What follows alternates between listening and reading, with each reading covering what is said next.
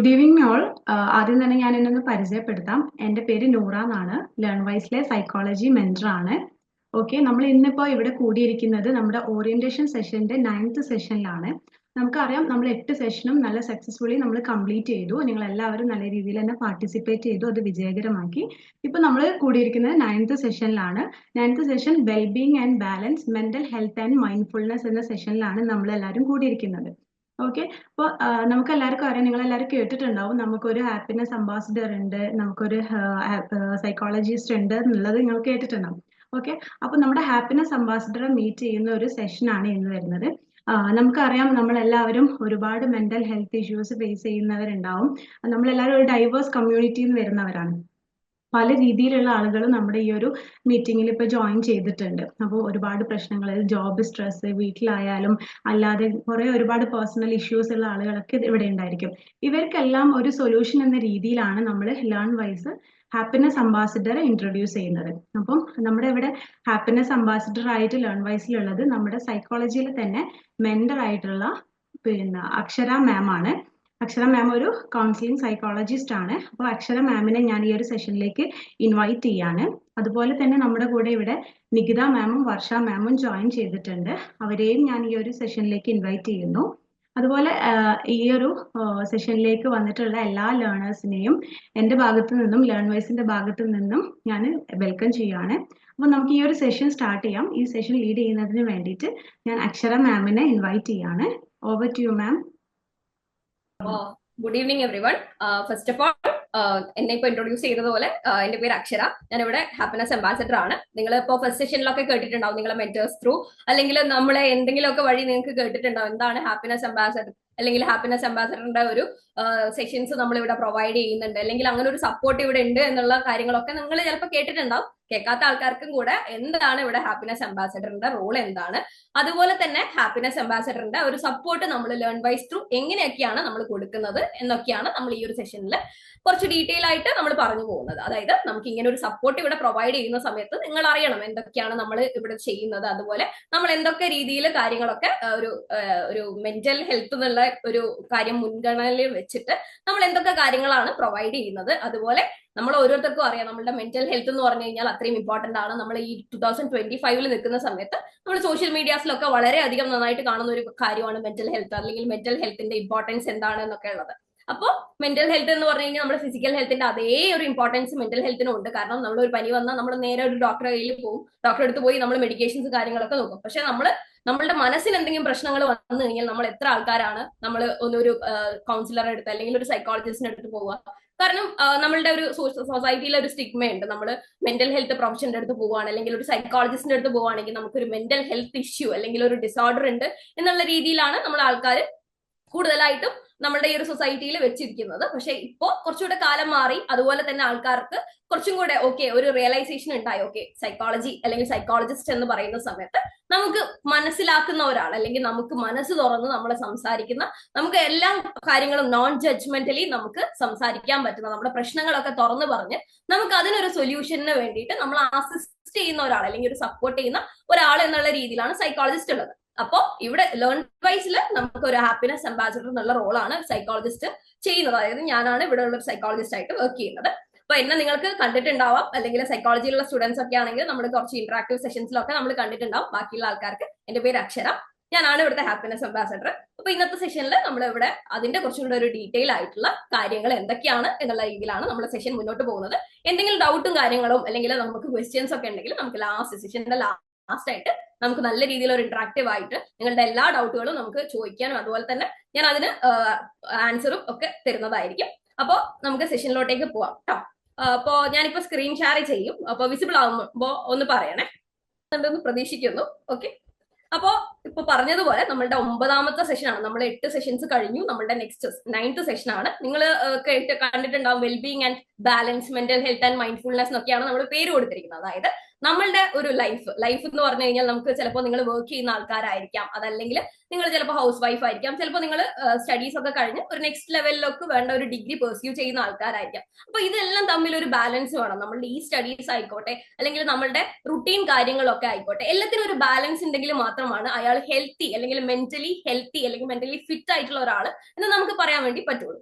അപ്പോൾ എങ്ങനെയാണ് നമ്മൾ ആ ഒരു ബാലൻസ് കൊണ്ടുവരിക, അതുപോലെ തന്നെ മെന്റൽ ഹെൽത്തിന്റെ ഇമ്പോർട്ടൻസ് എന്താണ്, അതുപോലെ മൈൻഡ്ഫുൾനെസിന്റെ കുറച്ച് കാര്യങ്ങളും ഒക്കെയാണ് ഈ ഒരു സെഷനിൽ നമ്മൾ കൂടുതലായിട്ടും പറയുന്നത്. അപ്പോൾ ഇതിന്റെ മെയിൻ ആയിട്ടുള്ള ഒരു മോട്ടീവ് എന്ന് പറഞ്ഞു കഴിഞ്ഞാൽ നമ്മളുടെ ഒരു പീസ്, അൾട്ടിമേറ്റ് ആയിട്ട് നമ്മളുടെ എല്ലാത്തിനും ഒരു ഇക്വിലിബ്രിയം അല്ലെങ്കിൽ ഒരു ബാലൻസ് കൊണ്ടുവരിക എന്നുള്ളതാണ് ഈ ഒരു സെഷന്റെ അൾട്ടിമേറ്റ് എയിം.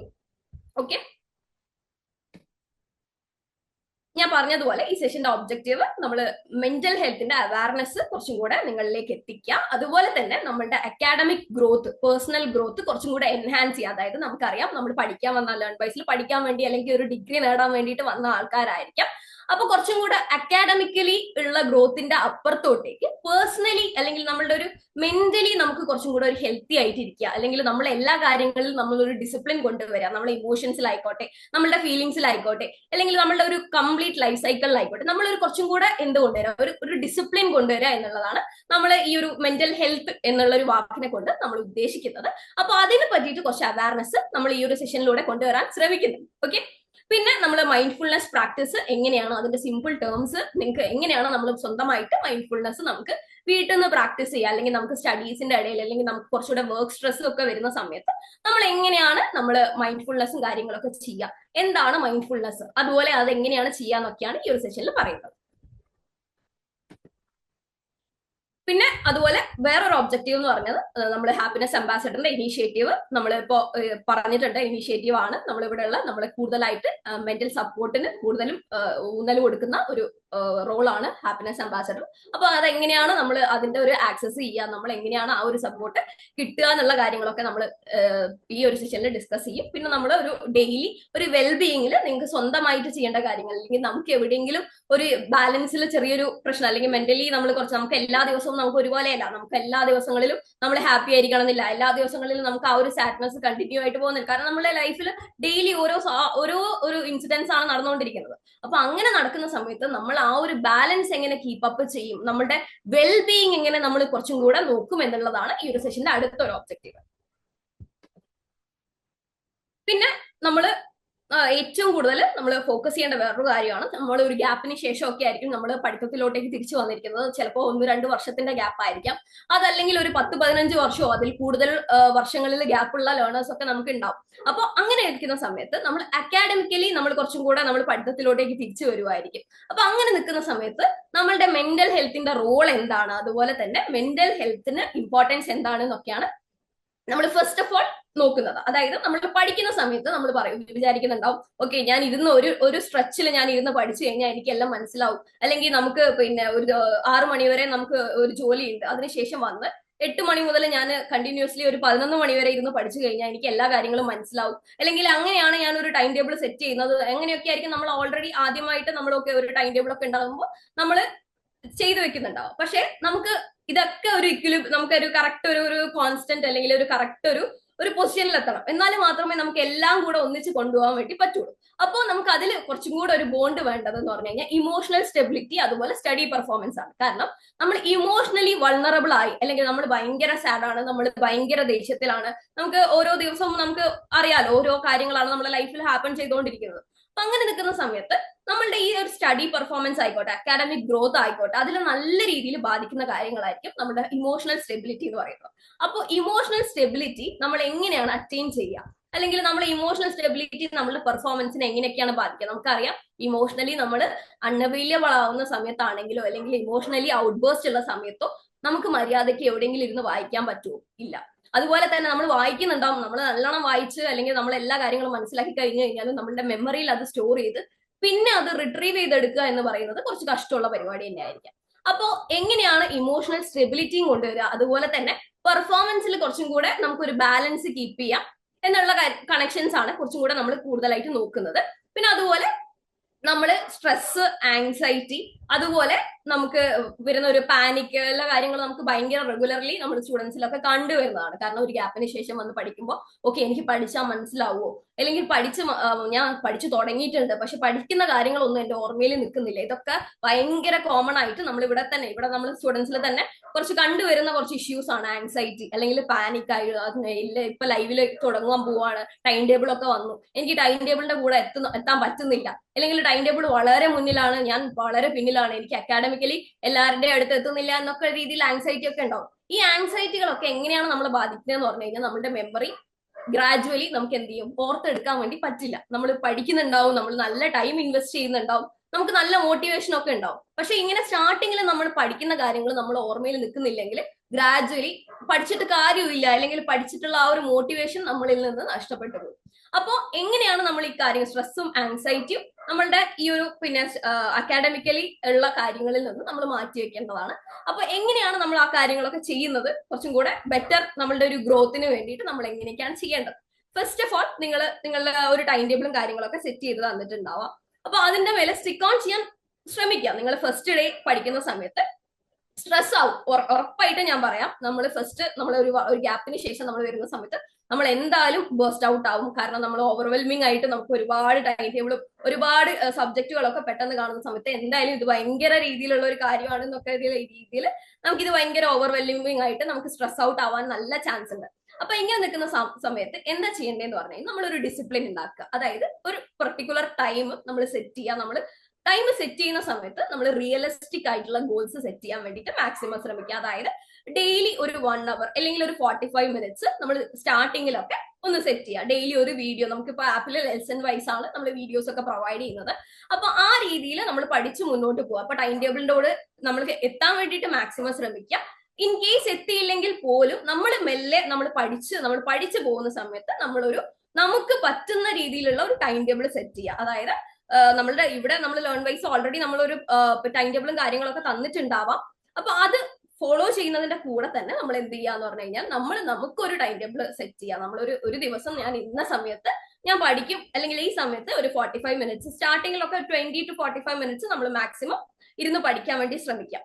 പിന്നെ ഇത്തരം കാര്യങ്ങൾ നമ്മൾ ചെയ്ത് അല്ലെങ്കിൽ നമ്മൾ ആങ്സൈറ്റി ലെവലും കാര്യങ്ങളൊക്കെ നമുക്ക് കൺട്രോൾ ചെയ്യാൻ പറ്റും. നമുക്ക് ഓക്കെ, നല്ലൊരു ആങ്സൈറ്റി ഉള്ള ഒരാളാണ് അല്ലെങ്കിൽ നല്ലൊരു സ്ട്രെസ് ഉള്ള ഒരാളാണെങ്കിൽ അറ്റ് എ ടൈം തന്നെ ഈ വക കാര്യങ്ങളോ അല്ലെങ്കിൽ ഞാനൊരു ടൈം ടേബിൾ ഇട്ട് കൺസിസ്റ്റൻസി ആയിട്ട് വർക്ക് ചെയ്ത് കഴിഞ്ഞാൽ കംപ്ലീറ്റ് ആയിട്ട് സ്ട്രെസ് പോകുമോ എന്ന് ചോദിച്ചു കഴിഞ്ഞാൽ ഇല്ല, കംപ്ലീറ്റ്ലി പോവില്ല. പക്ഷെ കാര്യങ്ങൾ നമ്മളുടെ പാർട്ടിൽ നിന്ന് നമ്മൾ ചെയ്യാം.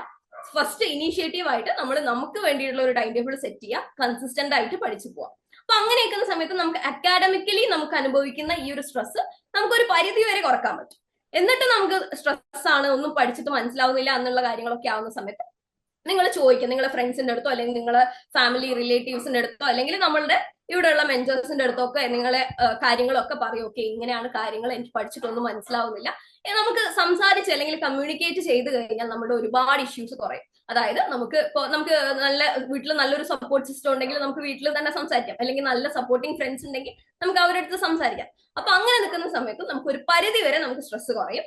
അതും അല്ലെങ്കിൽ നമുക്ക് എന്താ ചെയ്യേണ്ടതെന്ന് പറഞ്ഞു കഴിഞ്ഞാൽ നമ്മൾ മൈൻഡ്ഫുൾനെസ്സും കാര്യങ്ങളും നമ്മളുടെ സൈക്കിളിലോട്ടേക്ക് അല്ലെങ്കിൽ നമ്മുടെ ഒരു റുട്ടീനിലോട്ടേക്ക് ഇൻക്ലൂഡ് ചെയ്യാൻ ശ്രമിക്കാം. പിന്നെ കുറച്ചും കൂടെ നമുക്ക് ഒരു സെൽഫ് കെയർ അല്ലെങ്കിൽ സെൽഫ് ഇമ്പോർട്ടൻസ് കുറച്ചും കൂടെ കൂട്ടുക. അതായത് സെൽഫ് ഇമ്പോർട്ടൻസ് എന്ന് പറഞ്ഞു കഴിഞ്ഞാൽ നമുക്ക് സ്വന്തമായിട്ട് ചെയ്യേണ്ട കുറച്ച് കാര്യങ്ങളുണ്ട്. അതായത് നമ്മളൊരു ഡിസിപ്ലിൻ കൊണ്ടുവരാം നമ്മുടെ ലൈഫിൽ, സ്ലീപ്പ് സൈക്കിൾ, അതുപോലെ നമ്മൾ ഭക്ഷണം കഴിക്കുന്ന പിന്നെ ഒരു ടൈം ടേബിൾ, അല്ലെങ്കിൽ നമ്മൾ കുറച്ചും കൂടെ ഒരു ടൈം ടേബിൾ ആയിട്ട് ജീവിക്കണം എന്നല്ല പറയുന്നത്.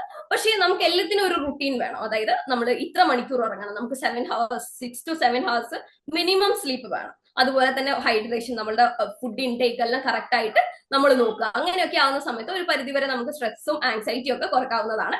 പിന്നെ നമുക്ക് കുറച്ചും കൂടെ സെൽഫ് കെയറിലോട്ടേക്ക് അല്ലെങ്കിൽ നമ്മൾ കുറച്ചും കൂടെ ഒരു സെൽഫ് ഇമ്പോർട്ടൻസ് എന്നുള്ള രീതിയിലോട്ടേക്ക് നമ്മൾ കാര്യങ്ങളൊക്കെ ഗ്രഹിക്കുകയാണെങ്കിൽ നമുക്ക് ബെറ്റർ കോൺസെൻട്രേഷൻ, അതുപോലെ തന്നെ ഒരു പ്രൊഡക്ടിവിറ്റി, നമ്മളുടെ ഒരു റെസിലിയൻസ് കപ്പാസിറ്റിയും നല്ല രീതിയിൽ നമുക്ക് കൂട്ടാൻ വേണ്ടി സാധിക്കും. അതായത് നമ്മൾ ഇതൊക്കെ ചെയ്യുന്നതിനനുസരിച്ചിട്ട് നമ്മളുടെ അക്കാഡമിക് ഗ്രോത്തിൽ നമുക്ക് ഡയറക്ട്ലി നമ്മൾ അക്കാഡമിക്കിൽ മാത്രം ഫോക്കസ് ചെയ്യാതെ നമ്മൾ ഇതൊക്കെ കാര്യങ്ങളൊക്കെ ചെയ്തിട്ട് നമുക്ക് അൾട്ടിമേറ്റ്ലി നമ്മളുടെ മെമ്മറി, അതുപോലെ തന്നെ നമ്മളുടെ ഒരു അക്കാഡമിക് പവർ നമുക്ക് കൂട്ടാൻ വേണ്ടി സാധിക്കും. നമുക്ക് പെട്ടെന്ന് ഇപ്പോൾ ഒരു ഗ്യാപ്പിന് ശേഷം വരുന്ന സമയത്ത് മെമ്മറി ലോസ് അല്ലെങ്കിൽ നമ്മൾ പഠിച്ച കാര്യങ്ങൾ മറന്നുപോകുക എന്നുള്ളത് ഭയങ്കര കോമൺ ആണ്.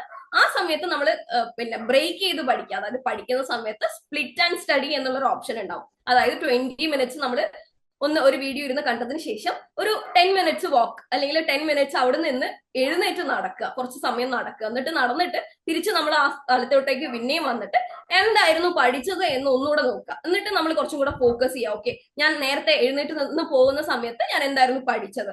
അപ്പോൾ ഈ ഒരു കണ്ടിന്യൂസ് റിഹേഴ്സൽ നമുക്ക് മെമ്മറി പവർ കൂട്ടാൻ വേണ്ടിയിട്ട് സാധിക്കുന്നതായിരിക്കും. ഓക്കെ, പിന്നെ നമുക്ക് കോമൺ ആയിട്ടുള്ള സ്ട്രെസ്സേഴ്സ് അല്ലെങ്കിൽ ഇപ്പൊ നമ്മൾ ഏറ്റവും കൂടുതൽ നേരിടുന്ന കുറച്ച് സ്ട്രെസ്സേഴ്സ് ആണ് ഇവിടെ മെൻഷൻ ചെയ്തിരിക്കുന്നത്. ഒന്ന് ഹെവി വർക്ക് ലോഡ്സ് ആണ്. നമുക്ക് ചില വർക്ക് ചെയ്യുന്ന ആൾക്കാരും അല്ലെങ്കിൽ വർക്ക് ചെയ്യുന്ന എംപ്ലോയീസും ഒക്കെ നമ്മൾ സ്റ്റുഡൻസ് ആയിട്ട് ഉണ്ടാവും. അപ്പൊ അങ്ങനെ നിൽക്കുന്ന സമയത്ത് ഹെവി വർക്ക് ലോഡ്സ് ആയിരിക്കും ചില സമയങ്ങളിൽ നമുക്ക് ഓഫീസിലൊക്കെ നമ്മൾ നേരിടുന്ന വരിക. അതുപോലെ തന്നെ ഡെഡ് ലൈൻസ്, അതിപ്പോ ഫോർ എക്സാമ്പിൾ നമുക്ക് ഇപ്പൊ അറിയാം നമുക്ക് അസൈൻമെന്റ്സ് വെക്കാനുണ്ടാവും. അപ്പൊ എല്ലാം ലാസ്റ്റ് നിമിഷത്തോട്ടേക്ക് വെക്കുന്ന സമയത്ത് അതൊരു സ്ട്രെസ് ആണ്. അപ്പൊ എല്ലാം ഡെഡ് ലൈൻസിന്റെ മേലെ അല്ലെങ്കിൽ എക്സാമിന്റെ സമയത്ത് ഒന്നും അതുവരെ പഠിക്കാതെ ആ ഒരു എക്സാമിന്റെ ആ ഒരു 2 ആഴ്ച കൊണ്ട് ഓക്കെ എക്സാമിന്റെ ടൈം ടേബിൾ വന്നു ഇനി ഞാൻ പഠിക്കാം എന്നൊക്കെ പറയുന്നത് ആ സമയത്തൊക്കെയാണ് നമ്മൾ സ്ട്രെസ് കൂടുതലായിട്ടും ഭയങ്കര ഒരു എഫക്റ്റിൽ നമുക്ക് സിംറ്റംസ് കാണിക്കാൻ വേണ്ടിയിട്ട് ആ സമയത്താണ് കൂടുതലായിട്ട് നമുക്ക് കണ്ടുവരിക. അതായത് നമ്മൾ ഡെഡ് ലൈൻസ് വരെ വെയിറ്റ് ചെയ്യുക, അതല്ലെങ്കിൽ നമുക്ക് വർക്ക് ലോഡ്സ് എല്ലാം നമ്മൾ വർക്ക് എല്ലാം പെൻഡിങ്ങിൽ വെക്കുക, ലാസ്റ്റ് മൊമെന്റ് വരെ വെക്കുക, അല്ലെങ്കിൽ എക്സാമിന് അതുവരെ പഠിക്കാതെ ലാസ്റ്റത്തെ 2 ആഴ്ച ഇരുന്ന് പഠിക്കുമ്പോൾ ഒക്കെ ഒന്നും പഠിച്ചില്ലല്ലോ എന്നുള്ള ചിന്തയൊക്കെ ആ സമയത്താണ് കൂടുതലായിട്ടും വന്ന് കണ്ടിരിക്കുന്നത്. പിന്നെ നമുക്ക് പിന്നെ വേറെ ഒരു ഭയങ്കര കോമൺ ആയിട്ടുള്ള സ്ട്രെസ്സർ എന്ന് പറഞ്ഞു കഴിഞ്ഞാൽ ഈ സ്റ്റഡീസും ഫാമിലി റെസ്പോൺസിബിലിറ്റീസും ഒക്കെ മാനേജ് ചെയ്യുന്ന ഒരു പ്രശ്നങ്ങൾ അതൊരു സ്ട്രെസ് ആയിട്ട് കാണുന്നുണ്ട്. അതായത് നമുക്ക് റിലേഷൻഷിപ്പ്, നമുക്ക് ഒരു ഫാമിലിയുള്ള ആൾക്കാരായിരിക്കാം, നമുക്ക് ഒരു ഫാമിലി ചിലപ്പോൾ നമ്മളൊരു മദർ ആയിരിക്കാം, അല്ലെങ്കിൽ നമ്മളൊരു ഫാദർ ആയിരിക്കാം, അതും അല്ലെങ്കിൽ നമ്മളൊരു വൈഫും, നമ്മൾ ഒരാൾ തന്നെ പല റോളും ഹാൻഡിൽ ചെയ്യുന്നുണ്ടാവും. അപ്പോൾ ഈ എല്ലാ കാര്യങ്ങളും കൂടെ ഒന്നിച്ചു കൊണ്ടുപോവുക എന്ന് പറയുന്നത് ഇമ്പോസിബിൾ ആയിട്ടുള്ള കാര്യമാണ്. അതിൽ ചില തട്ടലും മുട്ടലും ഒക്കെ എന്തായാലും ഉണ്ടാവും. അപ്പൊ എല്ലാവരുടെ ലൈഫിലും കാര്യങ്ങളിലൊക്കെ ഇത്തരം പ്രശ്നങ്ങളും കാര്യങ്ങളൊക്കെ ഉണ്ടാവും. പക്ഷെ ഇതൊരു ടെമ്പററി ഒരു പ്രോസസ്സിലായിരിക്കും. പക്ഷെ ആ ഒരു റിലേഷൻഷിപ്പ് ഇഷ്യൂസ് ആയിക്കോട്ടെ, ഫാമിലി റെസ്പോൺസിബിലിറ്റി ഇഷ്യൂസ് ആയിക്കോട്ടെ, അതൊക്കെ നല്ല രീതിയിലുള്ള ഒരു ക്ലാഷ് അല്ലെങ്കിൽ നമ്മളുടെ നല്ല രീതിയിൽ ലൈഫിലോട്ടേക്ക് ഒരു ചാലഞ്ച് ആയിട്ടോ അല്ലെങ്കിൽ ഒരു സ്ട്രെസ് ആയിട്ടോ മാറാനുള്ള സാധ്യതയുണ്ട്. പിന്നെ ഒരു ഫിയർ ഓഫ് ഫെയിലിയർ, അതുപോലെ അൺസർട്ടനിറ്റി അബൌട്ട് ഫ്യൂച്ചർ, അല്ലെങ്കിൽ ഞാൻ ഫ്യൂച്ചറിൽ എന്താവും, അല്ലെങ്കിൽ ഇത് ഞാൻ പഠിച്ചിട്ട് കാര്യമുണ്ടോ, ഇത് ഞാൻ പഠിച്ചത് ഒരു 2 വർഷം കഴിഞ്ഞ് കഴിഞ്ഞാൽ ഞാൻ എന്ത് ചെയ്യും, നെക്സ്റ്റ് സ്റ്റെപ്പ് എന്ത് ചെയ്യും, അല്ലെങ്കിൽ നമുക്കൊരു ഫ്യൂച്ചറിൽ ഇന്ന ഒരു കാര്യമൊന്നും ഇല്ലാണ്ട് നമ്മൾ ഇരുന്ന് ചുമ്മാ വെറുതെ ഇരുന്ന് അങ്ങ് ടെൻഷൻ അടിക്കുന്ന ചില ഒരു കണ്ടീഷൻസും നമ്മൾ ഇപ്പോ ഒരു കൊറോണയ്ക്ക് ശേഷമൊക്കെ അത് ഭയങ്കരമായിട്ട് കോമൺ ആയിട്ട് വരുന്നുണ്ട്. കാരണം ആ സമയത്തൊക്കെയാണ് നമുക്ക് കുറെ അൺഎംപ്ലോയ്മെന്റ് എന്നുള്ള രീതിയിലോട്ടൊക്കെ വന്നത്. പിന്നെ ഫിയർ ഓഫ് ഫെയിലിയർ, ഇപ്പൊ നമ്മൾ ഒരു ഡിഗ്രി എടുത്തു, ഓക്കെ ഇത് പഠിച്ച് ഫസ്റ്റ് സബ്ജക്ട് പഠിക്കുമ്പോൾ തന്നെ നമ്മൾ മറന്നു പോകുന്നു. അപ്പൊ ഞാൻ എക്സാമിന് എങ്ങനെയാണ് പാസ്സാകുക, എക്സാമിന് എങ്ങനെയാണ് ഞാൻ അറ്റൻഡ് ചെയ്യുക, അതൊക്കെ ഞാൻ ഫെയിൽ ആവുക എന്നുള്ള ചെറുപ്പം മുതലേ ഉള്ള ഒരു നമുക്ക് എക്സാമിനോടുള്ള പേടി, അല്ലെങ്കിൽ നമ്മൾ ഏത് മത്സരത്തിൽ പോകുമ്പോൾ ഉള്ള ഒരു പേടിയൊക്കെ നമ്മളെ ഒരു സ്ട്രെസ് എന്നുള്ള രീതിയിലോട്ടേക്ക് അല്ലെങ്കിൽ സ്ട്രെസ്സർ എന്നുള്ള ഒരു കണ്ടീഷനിൽ അത് കുറച്ചും കൂടെ എന്ത് ചെയ്യും, ഒരു ബൂസ്റ്റപ്പ് ചെയ്യും. നമ്മുടെ സ്ട്രെസ് ഓൾറെഡി സ്ട്രെസ് ആയിട്ടിരിക്കുന്ന ആൾക്കാരായിരിക്കാം. അപ്പൊ ഇതൊക്കെ കാര്യങ്ങൾ കുറച്ചും കൂടെ എന്ത് ചെയ്യും, നമ്മളുടെ ഈ ഒരു സ്ട്രെസ് ലെവലിനെ കുറച്ചും കൂടെ എൻഹാൻസ് ചെയ്യും.